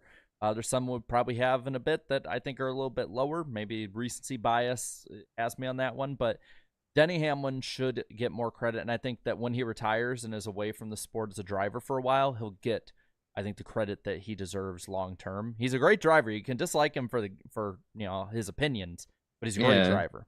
My favorite part is after that Pocono race, I was like, hey, look, you don't just get 50 wins out of nowhere. Some of the fans were like, yeah, he's wrecked he's wrecked people in every single one of them. I'm like, yeah, okay, bro. Like stop discrediting me. Stop discrediting this guy, man. I mean, he's clearly a top 20 driver. The list proves that. And yeah, hopefully he'll win a championship. Hopefully. Danny, did you put up a poll asking if he win a championship? I asked people if you think he will win a championship. So far, majority of people say no, he will never win a championship. I Oh hope my he goodness. wins one just to piss off. Yeah, seriously. But if he doesn't win one, I mean, look, take a look at the all-time greats with no championship. I mean, Junior Johnson, Mark Martin, just to name a couple. I mean, that's a pretty good list to still be on. I mean, I'll get back to Super Chats later, but Alex Love said for $2, Denny Hamlin, aka less likable Mark Martin. Okay, well that's okay. I can't argue with that, I guess. But yeah, no, Denny Hamlin, top 20. I'm surprised Eric had him so high, 16th. Yeah, no. Yeah, that kind of shocked me. I had him 18th, and I would have had him just a tad higher, but I was trying not to conflict with where I wanted to put this next guy. Matt Kenseth coming in at 19th. Kind of a shame we don't have Eric in here because he can give us the full rundown of this guy. He is the 2003 NASCAR Cup Series champion. He is the last Winston Cup Series champion, and he won the Daytona 500 2 times, once in 2009 due to rain, and then also in 2012. That was not by rain. He actually won that one, holding off Greg Biffle and Dale Earnhardt Jr. in that one. He won the Coca-Cola 600 in 2000 as a rookie, and in 2013, he won the Southern 500. Overall, in his career, he won the Cup Series race 39 times, and he qualified for the chase/playoffs 13 times over the course of his NASCAR Cup Series career.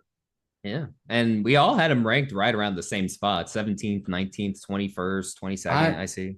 I put him 17th on purpose, and I'm really surprised that I was the only one who did that. Hey, you could tell Eric was taking this seriously because he really wanted to put him number 1. But hey, he put him 21st, and damn, I mean, I put him the lowest at 22nd. I mean, if I was Eric, I'd have at least put him 20, match the car number. Yeah, I feel like it. But hey, you know what though? Matt Kenseth, another top 20 driver. I mean, his 2003 championship season was so damn consistent that it caused NASCAR to change up the points because they were like, "This is ridiculous!" Like 1 win, and then he wins the championship by over 300 points. Like they're like, "This can't happen. We're gonna change it up." So Matt Kenseth is partly responsible for that. I know, Jarrett, you used to do these videos where like if we had the old points system, who would have won the championship in 2017?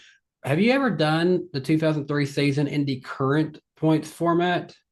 Yeah, I did it. I can't remember. It wasn't Matt Kenseth who won though. But man, I'm just talking about Matt Kenseth. It's just he's another one who gets overshadowed, and I think it's because he doesn't have some giant bombastic personality. He doesn't go out there and get flashy wins. I remember my uncle talking to me about Matt Kenseth and about his 2003 season, because as a kid, I had to think, as you have to be a kid to not completely figure out, and I'm like talking 5, 6 to figure out like, oh, so like not having the most wins doesn't mean the championship. And he was like explaining, he's like, yeah, he'd run 20th all day, and then all of a sudden, oh yeah, there's Matt Kenseth, he's up in 4th now. He was one of the better closers in NASCAR when it came to just however he could, he'd have a good points day.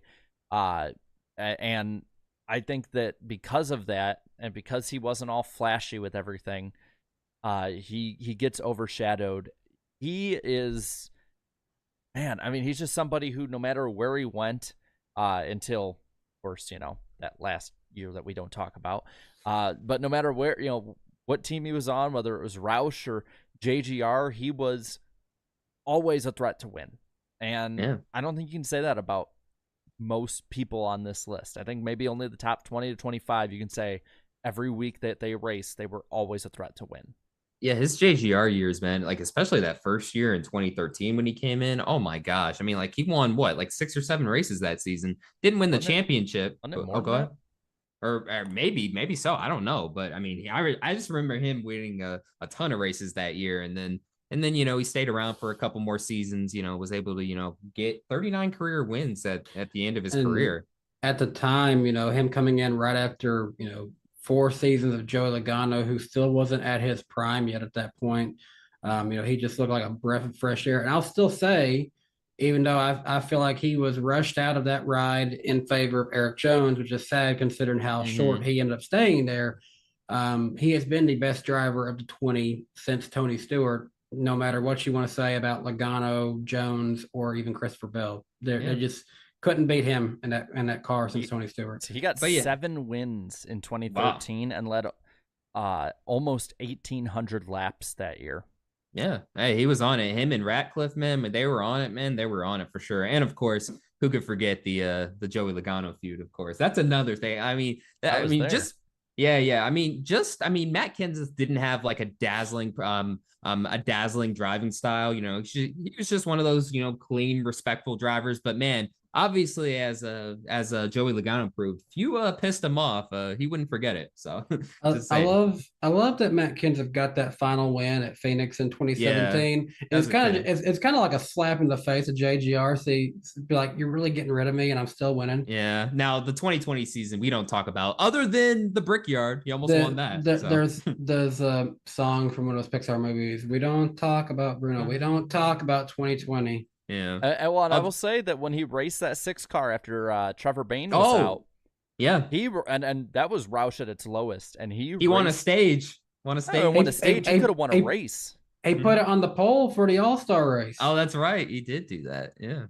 So I think he's somebody that again is keeps getting overlooked, and I think especially because of the way that this format is now and the way that newer fans view success, I think he's someone who's going to keep getting overlooked, and it's sad because he deserves the credit for how good he is. Well, it's our job to make sure he doesn't get overlooked. That is why he's 19th on our list. Matt Kenseth. I wish Eric was here to explain his career more, but oh well. Yeah. But all right. Moving on from Matt Kenseth, we go to number 18, and sorry for you Kyle Busch fans, he's not going to be number 18, which is kind of a good thing so far. We have the 1956 and 1957 NASCAR Cup Series champion, Buck Baker. He also won the 1953, 1960, and 1964 Southern 500. He has 46 career wins in the NASCAR Cup Series. And from 1953 to 1960, he finished no lower than 5th in the points. And overall, from the course of his NASCAR Cup Series career from 1949 to 1976, he has an average finish of 10.9. That is some very impressive stats about Buck Baker. Hey, one of NASCAR's original heroes. One of their original heroes, man. And I see, well, I didn't have him ranked the highest. Whoa, actually, the chat had him ranked the highest. Okay. So the chat showing some non-recency bias there. You love to see it. Jared's the only one who had him outside of the top 20. So what was your reasoning for that? I think a lot of it was just more the recency of it. And also when you look, those early years are only a couple people that were competing for the most part. But I still think he should be as high as I had him up there simply because of the longevity alone of how long he raced. I mean, if counting it all together, that's 28 seasons that he raced, either part or full time in. But man, I mean, you look at those accomplishments right off the bat, the 2 consecutive championships, the amount of wins, the caliber of wins, and you can understand why he's such a pioneer for the sport and one of the pioneer families that people forget for the sport. Yep, because that is the father of Buddy Baker, correct? This is just interesting here. Will England in the chat said he had Bill Elliott 18th. Buck Baker didn't even make his list. I am shocked. Oh, dude, you got to have him on your list, guy. Come on, man. You got to have him on the list. 46 career wins and 2 championships. How are you going to not have him on there? And don't forget, 3 Southern 500s and the freaking 10.9 average finish, from 1949 to 1976. That is the definition of longevity. That was from NASCAR's inaugural season to the mid 1970s. That says it all right there. That says it all. But yeah, he definitely deserves to be on the list just for that alone. And again, the thing I love about this list is that it highlights drivers like him who are pioneers in the sport that fans can learn about, look more into, and go from there. Yeah. But yeah, that's Buck Baker, 18th. And got 2 more tonight. And I think for this one, we need to ring the siren in Dawsonville, Georgia for Mr. Bill Elliott, the 1988 NASCAR Cup Series champion, won the Daytona 500 2 times over the course of his career, once in 1985 and again in 1987. He won the Southern 500 3 times, 1985, 1988, and of course in 1994, which helped him earn the title of $1 Million Bill. He's the 2002 Brickyard 400 winner, and that's where we got to see a young Chase Elliott kind of for the first time in the spotlight, in the arms and hanging out with his father, Bill Elliott, wearing that iconic Dodge little pit jacket he had on.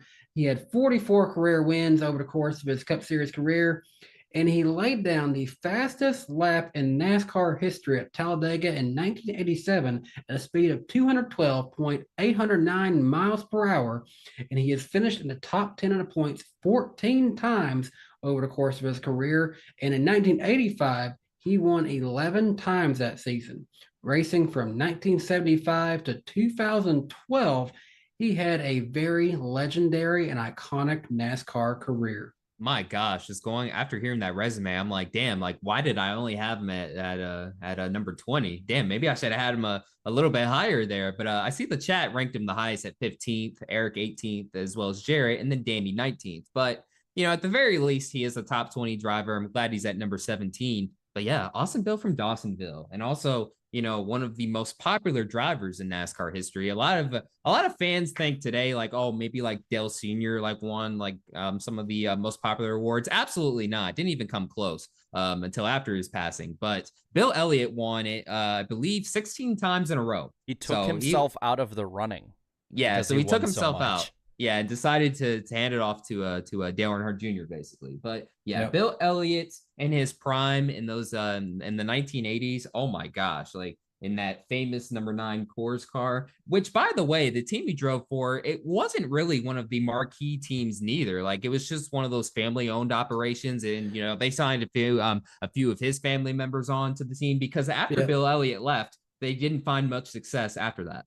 Because Melling wanted to get into NASCAR. That's basically all that he wanted. He had sponsored a few cars, but he wanted to be really into the sport. And Bill Elliott had a family team that was struggling financially. And then when Melling came in with the backing, it was just a blessing for all parties and ended up working in a big way for everybody. Yeah, it changed his whole career. Well, I want to bring, because I've been rewatching the COT era, and something that I find just amazing about Bill Elliott is the fact that when he would, even later in his career, 07, 08, 09, 2010, he could still race the Wood Brothers car, which was not a high dollar car by any means. It wasn't even, I don't think as caliber of a ride as it is today, up into the top 20, sometimes the top 10 against the best of the best. So it just shows, again, the longevity some of these older drivers had to race up there at a competitive level, no matter the equipment. And I think that had he not gone on to own his own team and instead keep running for some of the bigger teams, I think his numbers could have been through the roof. I mean, you look at the career resurgence he had in the 2000s with Dodge and Evernham. Imagine that with basically everything in between from when he owned that team, except on a bigger team, he could probably have another 10, 15 wins. Yeah, that 7-year gap. Yeah, that's a major what if. And also, too, Randy Bowman just put in the chat, he did come back 2 laps down at Talladega to win. Yes. In the 80s. True. Yeah. In the 1980s. And also, too, I believe he also was the first to win the Noble Million, right? Because he won like a bunch of races in a row, or the marquee races during the summer of, it was either 85 or 88, I believe. One of those years. Dude, it's amazing. Everyone remembers him for 85, but it was actually 88 that he won the championship. Ah, there you go. Oh, well, yeah, because 1985, I mean, he was, 11 wins. Yeah, but yeah, 88 is when he finally put it together. Not to get too off topic here, but I just pinned a message. Darian, you can answer this one. Cappy Augustine must still be Oh. familiar. Who is Casey Elliott? They Oh, wanna so know. I did a video. I put RIP Casey Elliott in the chat. So Casey Elliott was the nephew of Bill Elliott, or was the nephew. Yeah, so he was. Unfortunately, he passed away due to cancer. But before that, Bill Elliott was mentoring him and stuff too. So hey, you know, before Chase Elliott came along, perhaps Casey Elliott would have came into his own in the 90s and early 2000s. So we'll never know. But yeah, as for Bill Elliott though, Bill Elliott, without question, one of the greatest, and his son Chase is continuing to carry on the legacy as a father and son duo are on this list. Ring the siren. We talked about Bill Elliott, folks, and moving on. Someone asked this earlier. Had we talked about this person yet? Well, coming in 16th, we have the 1951 and 1953 NASCAR Cup Series champion, Herb Thomas. Herb won the 1951, 1954, and 1955 Southern 500s. Over 229 starts, Herb won 48 times. This puts him at the highest win percentage for anyone over 100 starts at 21.05% win ratio over 100 starts. He finished in the top 5 in points in every one of his full-time seasons. He only made 6 full-time seasons, but every single one of those, he made the top 5 in points, and he finished first or second in the points 5 of those 6 times. And he also has an average career finish of 9th place. So Herb Thomas definitely was a great driver when he was behind the wheel. Ultimately, maybe his downfall has him as low as he is, or maybe if he had raced more, it could have been better results. Yeah, and don't forget, one of the drivers of the fabulous Hudson Hornet was one of those drivers that made it famous. And for you younger fans, you saw the Hudson Hornet character in cars. So in a way, sort of based off of Herb Thomas's years, but without question was the most successful. And I had him ranked the highest for a reason, man. I mean, just one of those early stars in NASCAR's pioneer years. Most of us had him at 15th or 16th, but people are asking, Jarrett, what was you doing putting him 27th? I think that also, like I said before, with a lot of these older drivers, while they're instrumental in bringing NASCAR to where it is today, also back then, the gap between the haves and the have-nots were much wider. And I think that some of these guys that have raced closer to today in the 90s, 2000s, and 2010s, I'm going to give the edge over. I would, while I respect what Herb did in NASCAR, I would pick somebody like Mark Martin over him. I'm not going to apologize for that. Same thing with Matt Kenseth. I'd have him, Denny Hamlin. But at the same time, he's also still one of the best pioneer drivers, first 2-time champion ever, winning in the 3rd and 5th season in NASCAR, and dominated the Southern 500 early on. So yeah, I didn't rank him as high as everybody else, but I still respect what he did. Alessandro said in chat, Herb Thomas basically won in every 5 races to have a winning percentage of 21.4. Wow, that is crazy. Like even back then in that era, that was still pretty impressive. And, drove one of the most iconic cars in the history of not just NASCAR, but in the history of racing. Like even non-racing fans now know because of the Cars movie, what the fabulous Hudson Hornet was, I'm pretty sure most don't have a clue who the actual drivers of those were, but one of them was Herb Thomas. And then even today, I mean, his records still stand out. Like you said, first 2-time champion, 3-time Southern 500 winner, and 48 wins. To put it in perspective, Denny Hamlin just passed him, so he's still pretty high. I mean, he's still pretty high up there on the list all these years later. Yep, but that'll do it for numbers 20 through 16. Just to recap what those were, we had Denny Hamlin at 20th, Matt Kenseth 19th, Buck Baker was 18th, Bill Elliott 17th, and Herb Thomas rounds out the 16th. So next week we're getting down into it, the top 15. We'll go from 15th to 11th. Next week right here on NWP. But now it's time to move on from our top 75 drivers and break down this weekend's race. So SRX will be at Berlin Raceway. and NASCAR will be at Michigan International Speedway. And of course, I'm rocking my Michigan throwback shirt today. That's a nice shirt. Yeah, I like that. One weekend note. SRX has sent Paul Tracy over to the Guangdong Tigers. He will not be returning to SRX. We didn't know if it was going to be a one race suspension, but it is a indefinite suspension. And it's funny, before this happened, I had realized Paul Tracy, other than maybe Tony Stewart, was the only other driver to run in all of the SRX races so far. So all I'm gonna say is, chat, be ready for the video tomorrow. Be ready for the video tomorrow. Oh, are you doing SRX bus? Oh, I'm you already did that one. Paul Tracy. That's all I'm gonna say. Paul Tracy. That's all I'm gonna say. Okay. Well, Johnny Benson will be taking over for him in this race at Berlin. Don't expect Johnny Benson to be in there at every race. But of course, I know Ultimate 23 Dragon. She's going to be happy to see Johnny Benson get back behind the wheel. She's going to be tuning in. Yep. Driving the number 10. It's kind of nice to see him get that old number back. Number 10 in SRX for Johnny Benson. And as far as that SRX race goes, it is at Berlin Raceway, that's in Michigan, I do believe. Yep. The start time for this is at 9 p.m. Eastern time on ESPN. Weather, we are looking great. We have high of 88 degrees, humid and partly cloudy, but only a 1% chance of rain, so we should be fine. Defending winner, well, they've not raced here before, so there is no defending winner. And Jarrett, can you update us on who the entry list is for this one? Yeah, I'll read off the Heat 1 starting lineup for tomorrow night. Kyle Busch, Johnny Benson, then Brad Keselowski, Marco Andretti, Kevin Harvick, Bobby Labonte, Tony Stewart, Helio Castroneves, Ryan Newman, Haley Deegan, Casey Kane, and Kenny Schrader.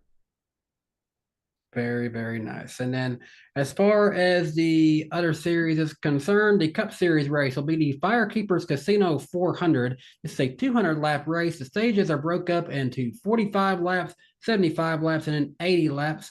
That race is scheduled to start at 2:30 p.m. Eastern Time on USA with radio coverage on MRN. Weather for Sunday, we ain't looking too hot. Sunday, we got a high of 81 degrees, but we are looking at partly cloudy with severe thunderstorms. There is an 80% chance of rain right now. The defending winner of this race is Kevin Harvick. The current projected winner of this race is Mother Nature. She's favored very highly in this one. At an 80%, that's her odds. Xfinity race is I gotta take my step back for this one. The Xfinity race is the Cabo Wabo 250. What the heck is Cabo Wabo? I'm looking this up, bro. I'm looking this up right now. I've never heard of this. Cabo Wabo 250. This is a 125 lap race. We have stages broken up into 30 Cabo laps, 30 Wabo laps, and 65 Cabo Wabo laps. The start time for this one is 3:30 p.m. Eastern time on Big NBC. Wow, big NBC. You got the Xfinity Series, and the Cup Series is on USA. That is interesting. Okay. Go ahead. Sorry. There's radio multiple Cabo Wabos, by the way. Yeah. I just saw that. Yeah. It's a restaurant. Well, it says a nightclub company. I guess that's what it says, but it says it's a restaurant. And bar company. Founded by Sammy Hagar. Oh, there you go. That explains a lot. Okay. Well, Sammy Hagar brought us Cabo Wabo. This race will be on NBC with radio coverage on MRN. The Cabo Wabo weather for Saturday is 81 degrees, partly sunny, only a 9% chance of rain. So we should have a Cabo Wabo winner. The defending Cabo Wabo winner is Ty Gibbs, and he will be in this race this weekend. So remember that for your picks for later on. And getting past Cabo Wabo's race, Darian, what are the betting odds for this weekend's non-Cabo Wabo race?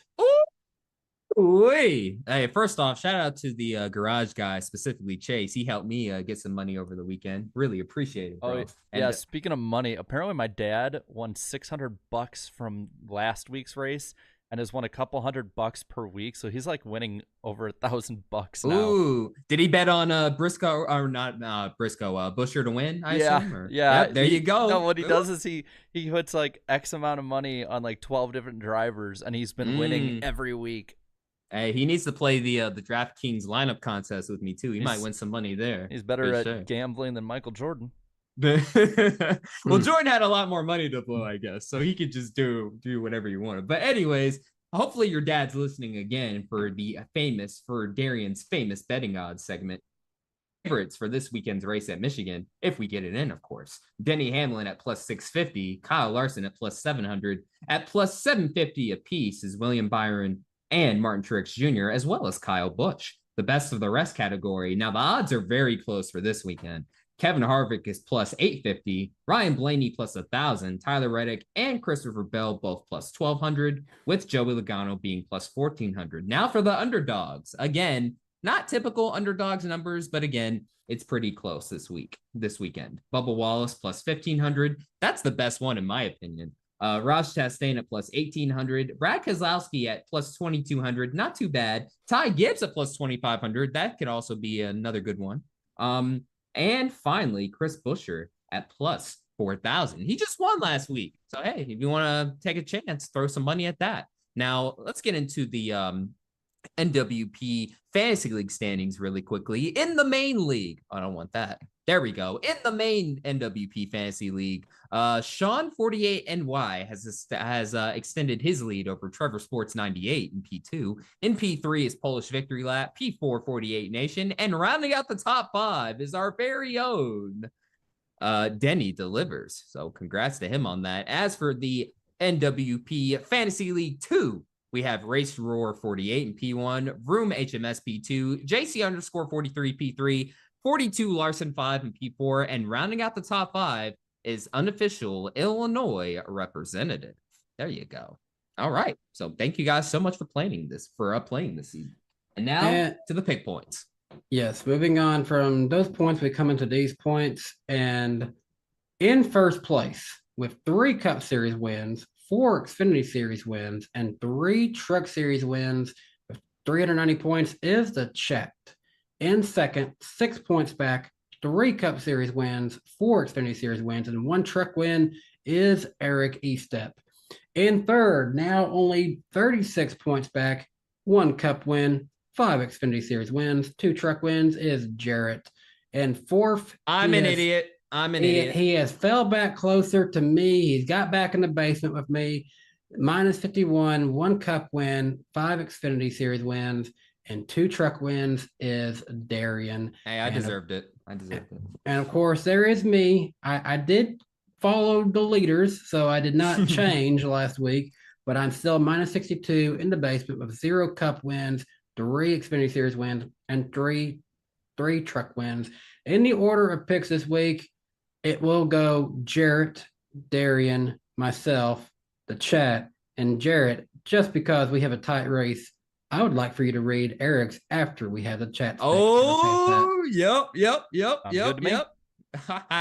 Chat, good luck with it. Sounds good to me. Well, I guess we'll start out with the SRX. Yes. Did we all pick the same? No. Oh, okay. Because I'm going with the hometown boy, Brad Keselowski.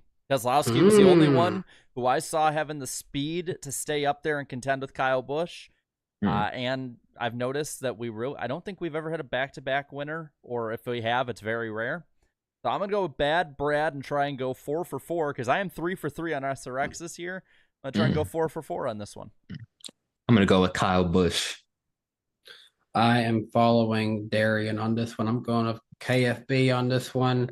And it looks like the Chat, for the most part, is going with Kyle Busch as well. At least I see one Benson there. Oh, I saw a couple of them, but nah, I think it's mainly Kyle Busch getting this one. So, Jarrett, who does Eric have for this one? I'm the Lone Ranger here. He's got Kyle Busch too. Ooh, the lone wolf. All right, Xfinity time. Let's see. I'm not going to go too far off the beaten trail with this one. I'm going Ty Gibbs here. Ty Gibbs. Same team, but I'm going with John Hunter Nemechek to win this one. Okay. In the Chat. Yeah, wait for the Chat to catch up. Give them a second. Let's talk about life for a minute while we give them a chance. How are you? How's life, guys? Well, I think it's pretty easy because I think they're going with I thought they were going with Ty Gibbs. Yeah, there we go. Oh, there we go. I've barely seen anything pretty Xfinity pit race. Now I'm seeing a couple of hills. Oh, wait a minute. Ooh. Wait a minute. Oh, okay. Now we're okay. Hold on. Okay. They're going Gibbs. No, yeah, they're going Gibbs. Yeah. Okay. I see Gibbs right Which there. is also yeah. what Eric is going with. Yep. So Ty Gibbs. Wow, Okay. So Danny, the lone wolf. I'm kind of surprised. I'm lone wolf on JHN. Come on, Danny, give us a howl. Lone wolf. Oh, There you okay. go. Ow! My sucked. So who's gonna suck in the Cup race? Ryan Preece. Who'd I pick? Oh, Eric Jones. Just go with the simple. Yep, go with Legacy Motor Club. When in doubt, go with Legacy. SHR was good last week, but I'm going with Eric Almirola to suck in this one. All right. And since it doesn't matter, you might as well just say Eric sucked. Well, he didn't give me a sucker dark horse. Oh, he didn't. Yeah, oh, okay. yeah, that's right. He doesn't have to. Yeah, that's right. Since he's not here. But I'm assuming. Okay, I see a couple of Gregsons. Yeah, we'll just give y'all Gregson. It's not for points. We'll just give y'all Gregson. Yeah, and I guarantee they're not going to be picking Gregson. Nah. All right. But now the next pick, dark horse. Noah Gregson. He ran very well here last year before not finishing well. But I think this is a chance for him to get a decent run. I don't think he's going to be setting the world on fire. I don't think he's going to be, getting a top 5, but top 15, I don't think is out of the question. I know he almost won this race last year. I might be a fool for not picking him to win this year, based off the last season, but I'm going to go with Bubba Wallace as a dark horse at the very least. I think he gets a top 10 at the very least, but the best case scenario, I think he could also win too. So I'm just going to go with the dark horse one just to be safe though. All right. For my underdog, I've actually got, I guess you can still call him one, but his teammate Tyler Reddick. So we're kind of in the same camp there. All right. As for the underdog, I'm seeing mostly Bubba's, which I mean, Chad, are you sure? Because he might be, I'm just saying, it might be a contender. I think they're going, well, I think for the most part there, it's not like this pick matters. Yeah, but Bubba, give him Bubba, which means I can't pick him to win. So yeah, so you can't pick him to win though, guys. So, but all right, now for the main event of the evening, who's gonna win this week? Who's gonna win this weekend at Michigan, Jarrett? As long as Denny Hamlin isn't fighting up front against him, I think Kyle Larson. For me, when in doubt, go with the odds, and the best odds are without question Dennis Hamlin. Denny Hamlin, come in clutch for me, please. This is why I said, are you sure you want to use this one, chat, as your underdog? Because I have Bubba Wallace winning this weekend at Michigan. Smart man. Clearly smarter than the chat. The chat, I think, is going Kevin Harvick. Oh, they are going Kevin Harvick, and that kind of surprises me, but also it shouldn't at the same time. He's won here a lot. He won here last year. Yeah, I mean, he was great here last year. So, which means all 5 of us, 4 hosts and chat, have chose different people. Yes, because Eric chose Tyler Reddick. Ooh. Another interesting one. So he was with me in the 2311 camp for that one. Damn. And we were just talking about 2311 not closing the deal, but the few times they do, I mean, they end up winning, right? So hey, maybe it'll be this weekend. We'll see. Although I do think that John might be right in the chat. Maybe we should give them Almirola. Yeah. Hey, with the way he's running, right? Oh man. Hey, he finished higher than the Hendrick cars this week. He did. I know. He was great. He was great from the start, man. But this is good. This is a good weekend where, we had a lot of agreement in the other series, but there is one lone wolf in a couple of them. So we will definitely see some change up in the points next week here. So this is pretty interesting. I've been on the charge. I'm hoping, fingers crossed, that I can keep going on this one. Because wouldn't that be a hell of a comeback if I could make it work? If it could work, that'd be a hell of a comeback. See, I want to see Danny come back though.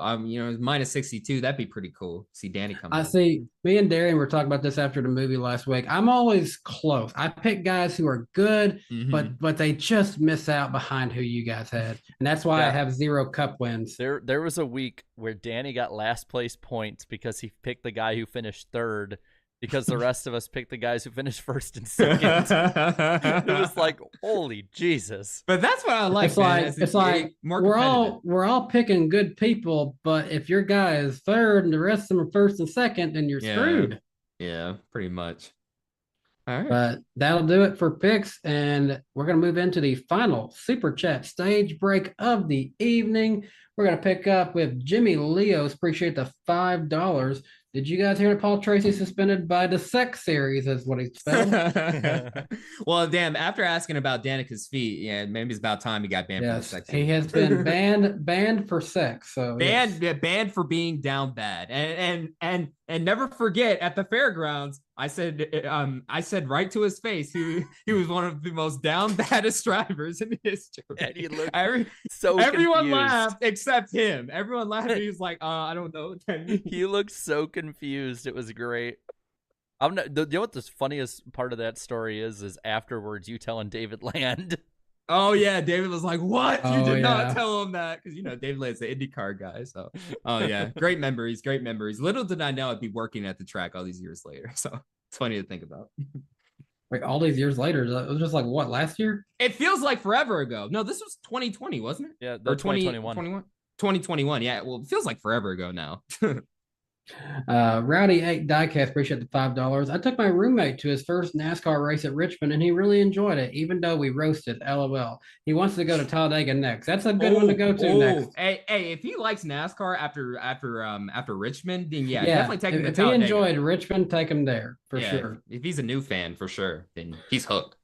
Hunt, yeah, 4 to win. Appreciate the $10. Speculation of Gainbridge coming to Spire and Andretti being interested in Spire. Do we see Honda coming to NASCAR as the fourth OEM? Could Spire be the first Honda team? We could have a true Japan versus US competition then.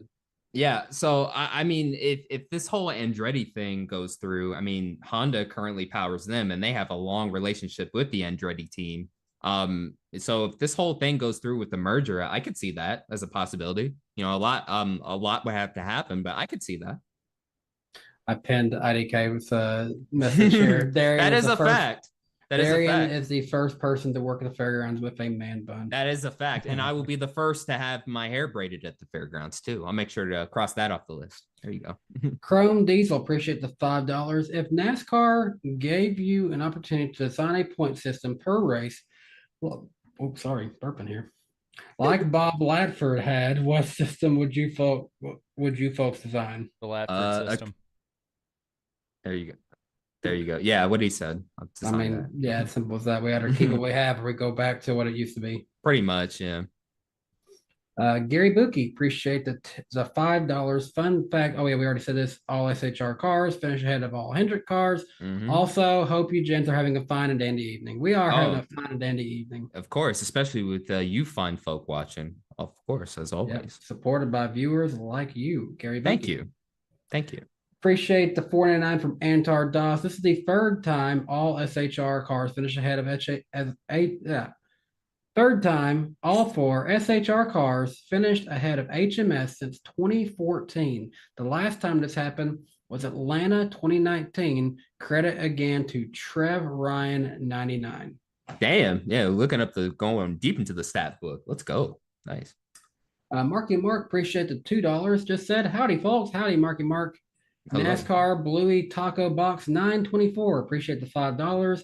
It would feel like 2015 season if Elliott makes it to playoffs by points and still stays to round of 8 and win Martinsville like Gordon did. Yeah, that'd be interesting. Yeah, I agree. Need for Speed 5353. Appreciate you being a member for 2 months. And he has a question. Ty Dillon? Question mark? Ty Dillon again. Yeah, is Ty Dillon going to be gone next year? Yep. Ty Dillon, the Guangdong Tigers confirmed. Yeah, Ty Dillon, a Cup Series driver. I think Ty Gibbs.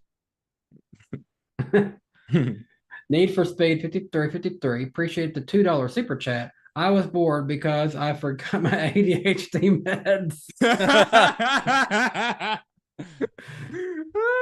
Oh my god. NASCAR Bluey Taco Box 924. Appreciate the $2. Chandler Smith brake explode crash at Road America. Yeah, that was pretty horrible. Yeah, hated to see that. That one and the Alex LeBay crash, both horrible incidents. Yeah, he was smart though to turn it into the wall like that. Yeah. It really, I think he did the right thing there. Yeah.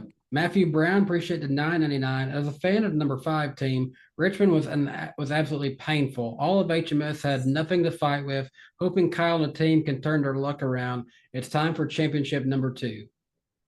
Yeah. Kyle Larson, your fans are ready for you to rally back from this. They want it, bro. Get it for them. Your fans want it bad. Alex Luff, appreciate the $10. Hot take, I want Kevin Harvick to win a race this year because I think he's NASCAR's Roman Reigns. And I want to see Cheater Boy Harvick losers acknowledge me. There we go again. We haven't heard that in a minute. But the Roman Reigns reference, I get, though. That's pretty accurate, I'd say. See, Darian is now into wrestling with me. So I am again. Thank you, Danny. He'll be watching SummerSlam with me this weekend. Mm-hmm. Twin Spinner, appreciate the $2.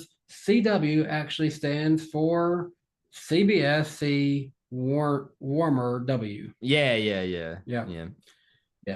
Blake Feeman, appreciate the $4.99. Next Star stinks. Hopefully they do okay. Also, Danny, have you heard of the Canadian Hinton train collision from 1986? It's a crazy story. I might have to look it up. If it's an interesting story, I might have to put it on YouTube. Yeah. Because with the game Trains, I can actually like recreate stuff like that too. Oh God, recreate a whole disaster. Alex Luff, appreciate the $2. Denny Hamlin, aka less likable Mark Martin. We mentioned that earlier. Power of the Poof, appreciate the $5. Colleague Racing, intentionally or not, sent a message this weekend that they are not serious about making the playoffs and contending in the Cup Series. Yeah, to some extent, yeah. I mean, where's the lie? I don't see it. Well, I mean, hey, they always were saying they're trophy hunting, so that's yeah. Maybe that's more important. Yeah. Austin Blanchett, appreciate the $4.99. Hey guys, quick discussion, and this is a yes or no answer. Do you think Matt DiBenedetto will ever be back in a Cup Series? Yes or no? That is a no from me, dog. I'm sorry. I'll say yes. I'll go with yes in some capacity. Yeah, I don't know if it'll ever be full time, but I could see him back. Yeah. Not competitively. Yeah, and not on a full time basis for me. I think he would be a great fill in driver if someone needed it. But no, I don't.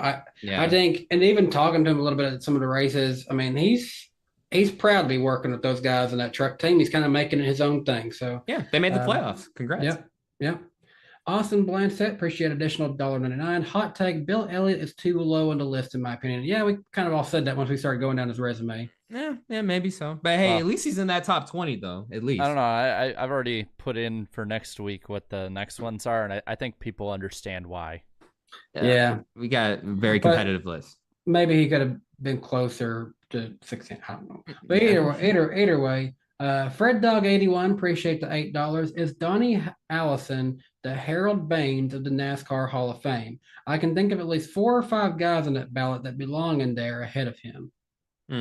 I don't know who Harold Baines is. I'm sorry. Yeah, I don't know who that is. But I mean, you could make a case that Harry Gant should have gotten in before him, maybe. I mean, you can make that argument and stuff. But I mean, he was still very competitive, Allison was in his heyday, you know. Could have won the Daytona 500 5 times if not for some, mistakes or accidents. So Hello FR, appreciate it $2. I don't know if this is like a Hello Fresh. I don't know what FR stands for, so call it Hello Fresh. Jeff Gordon had a 1 out of 5 win percentage from 1993 to 2001 with competitors. So yeah, when he first got started, Jeff Gordon was the biggest thing since sliced bread. But yeah, Fred Dog 81, appreciate the $5. Should they change the cutoff date / race for the Truck Series? It feels like it's too soon and gets too little attention and it's built up. Well, they really can't with the current amount of races. So unfortunately, with the way their system works and the amount of people that get let in, it's there for that reason. Shouldn't have playoffs, honestly, for the trucks, in my opinion. Yeah, it's so useless, dude. Nobody cares about the truck playoffs. I can guarantee you that. Nobody really cares about it like that. Yeah. Austin Blanchett, appreciate the $4.99. I'm tired of USA and FS1 races. We're being used for network gains at the detriment of our sport. NBC is even worse than Fox at this. USA has more races. Well, I mean, they have more races overall in the NBC agreement. Yeah, it's part of the deal. Yeah, it's just part of the deal and stuff. I don't think it's to the sport's detriment, though. I mean, they're in millions of households. It doesn't help. It helped more if it was on big NBC, but I think people forget that even in NASCAR's heyday, the max I think they had on big Fox and NBC was like 26 races a year, and we're at 21, I think, at the moment. Okay, so yeah, not It's as been bad, increasing through the contract, actually. Yeah, so next contract deal, just try and ask for more races there. I hope they can. Yeah, hopefully. A Prada, appreciate the $19.99 super chat. Very generous of you. Funny how many people want the names released of the 4 voters who didn't unanimously vote for Jimmy Johnson. This precedent wasn't set back when Jeff Gordon got only 96% of the votes in 2018. If Jeff Gordon, Earnhardt, or Petty didn't get it, Jimmy Johnson wouldn't. Yeah, that is true. But then again, like, I don't know. I felt like Jeff Gordon should have been at the time too, just unanimous, but yeah.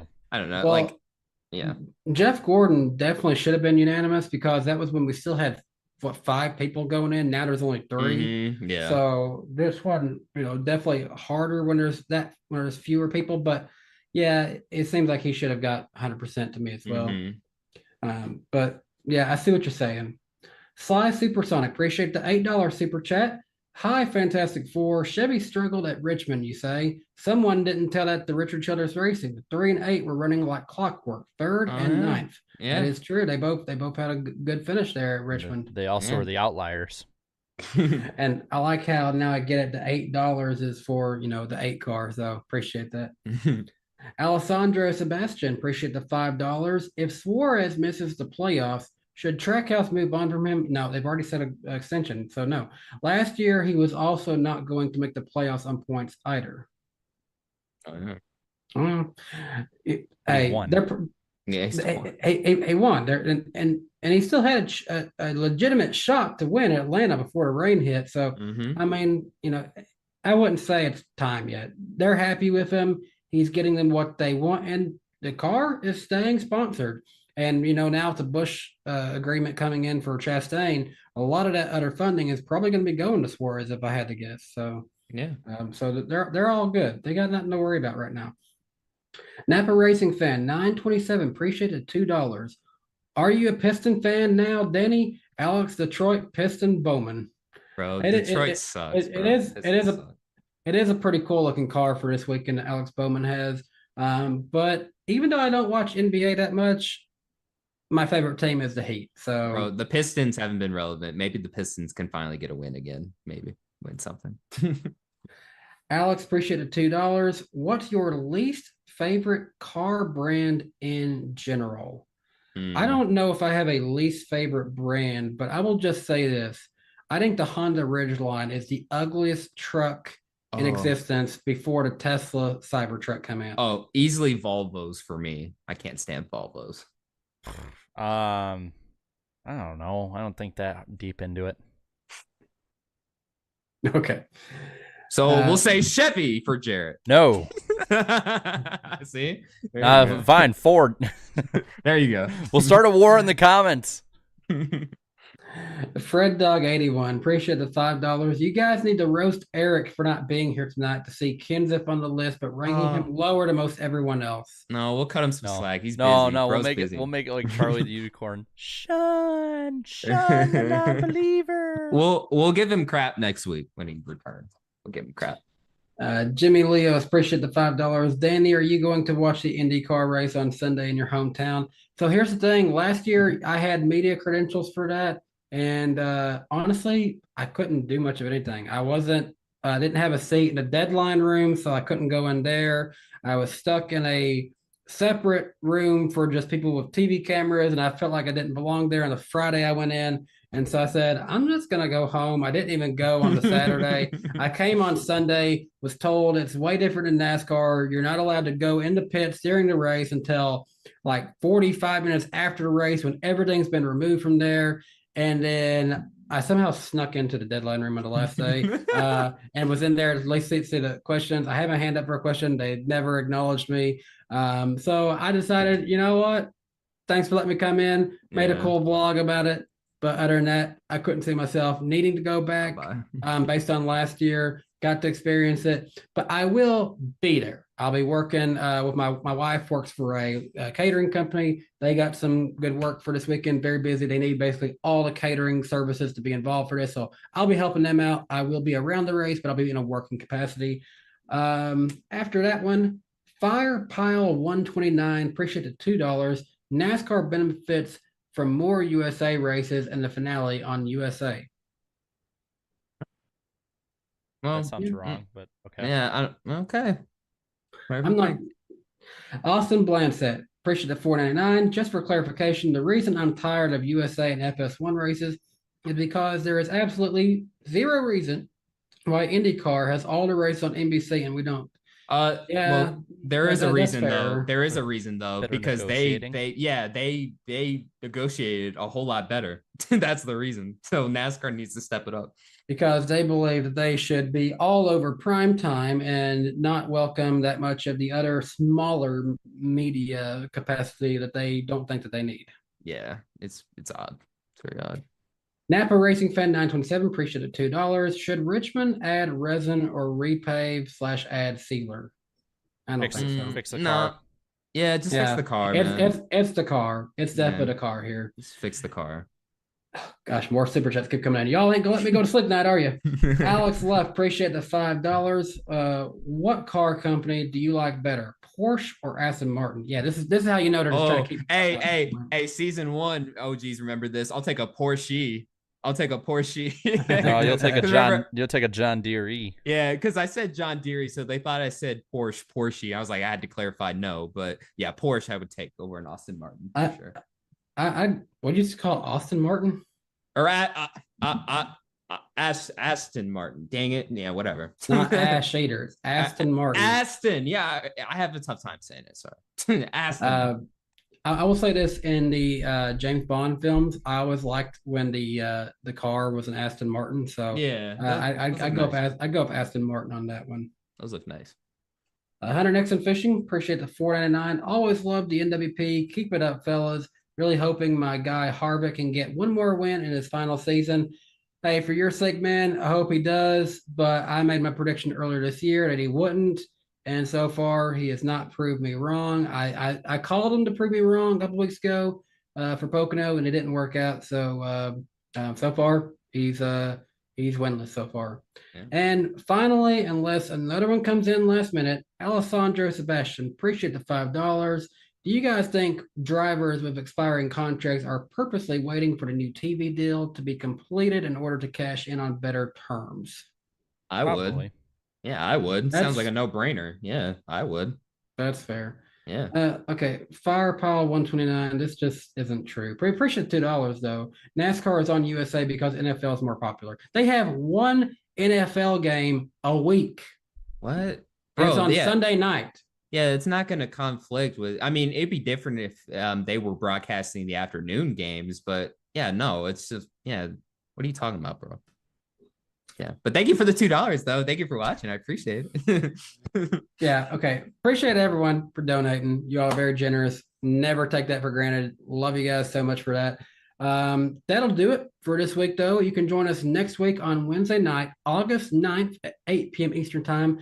It'll be on Eric Easted's channel. So he's not with us tonight, but he will be the host next week.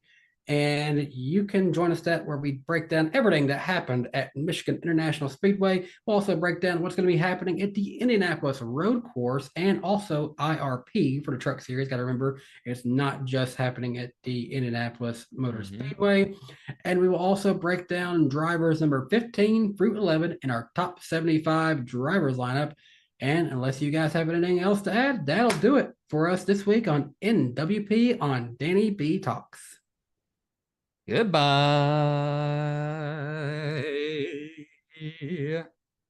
Keep going.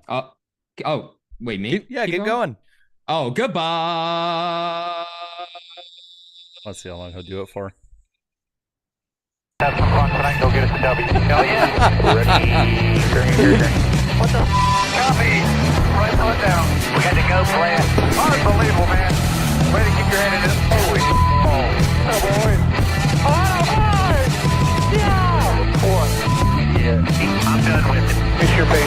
Set sail. Steve, you look beautiful. So great.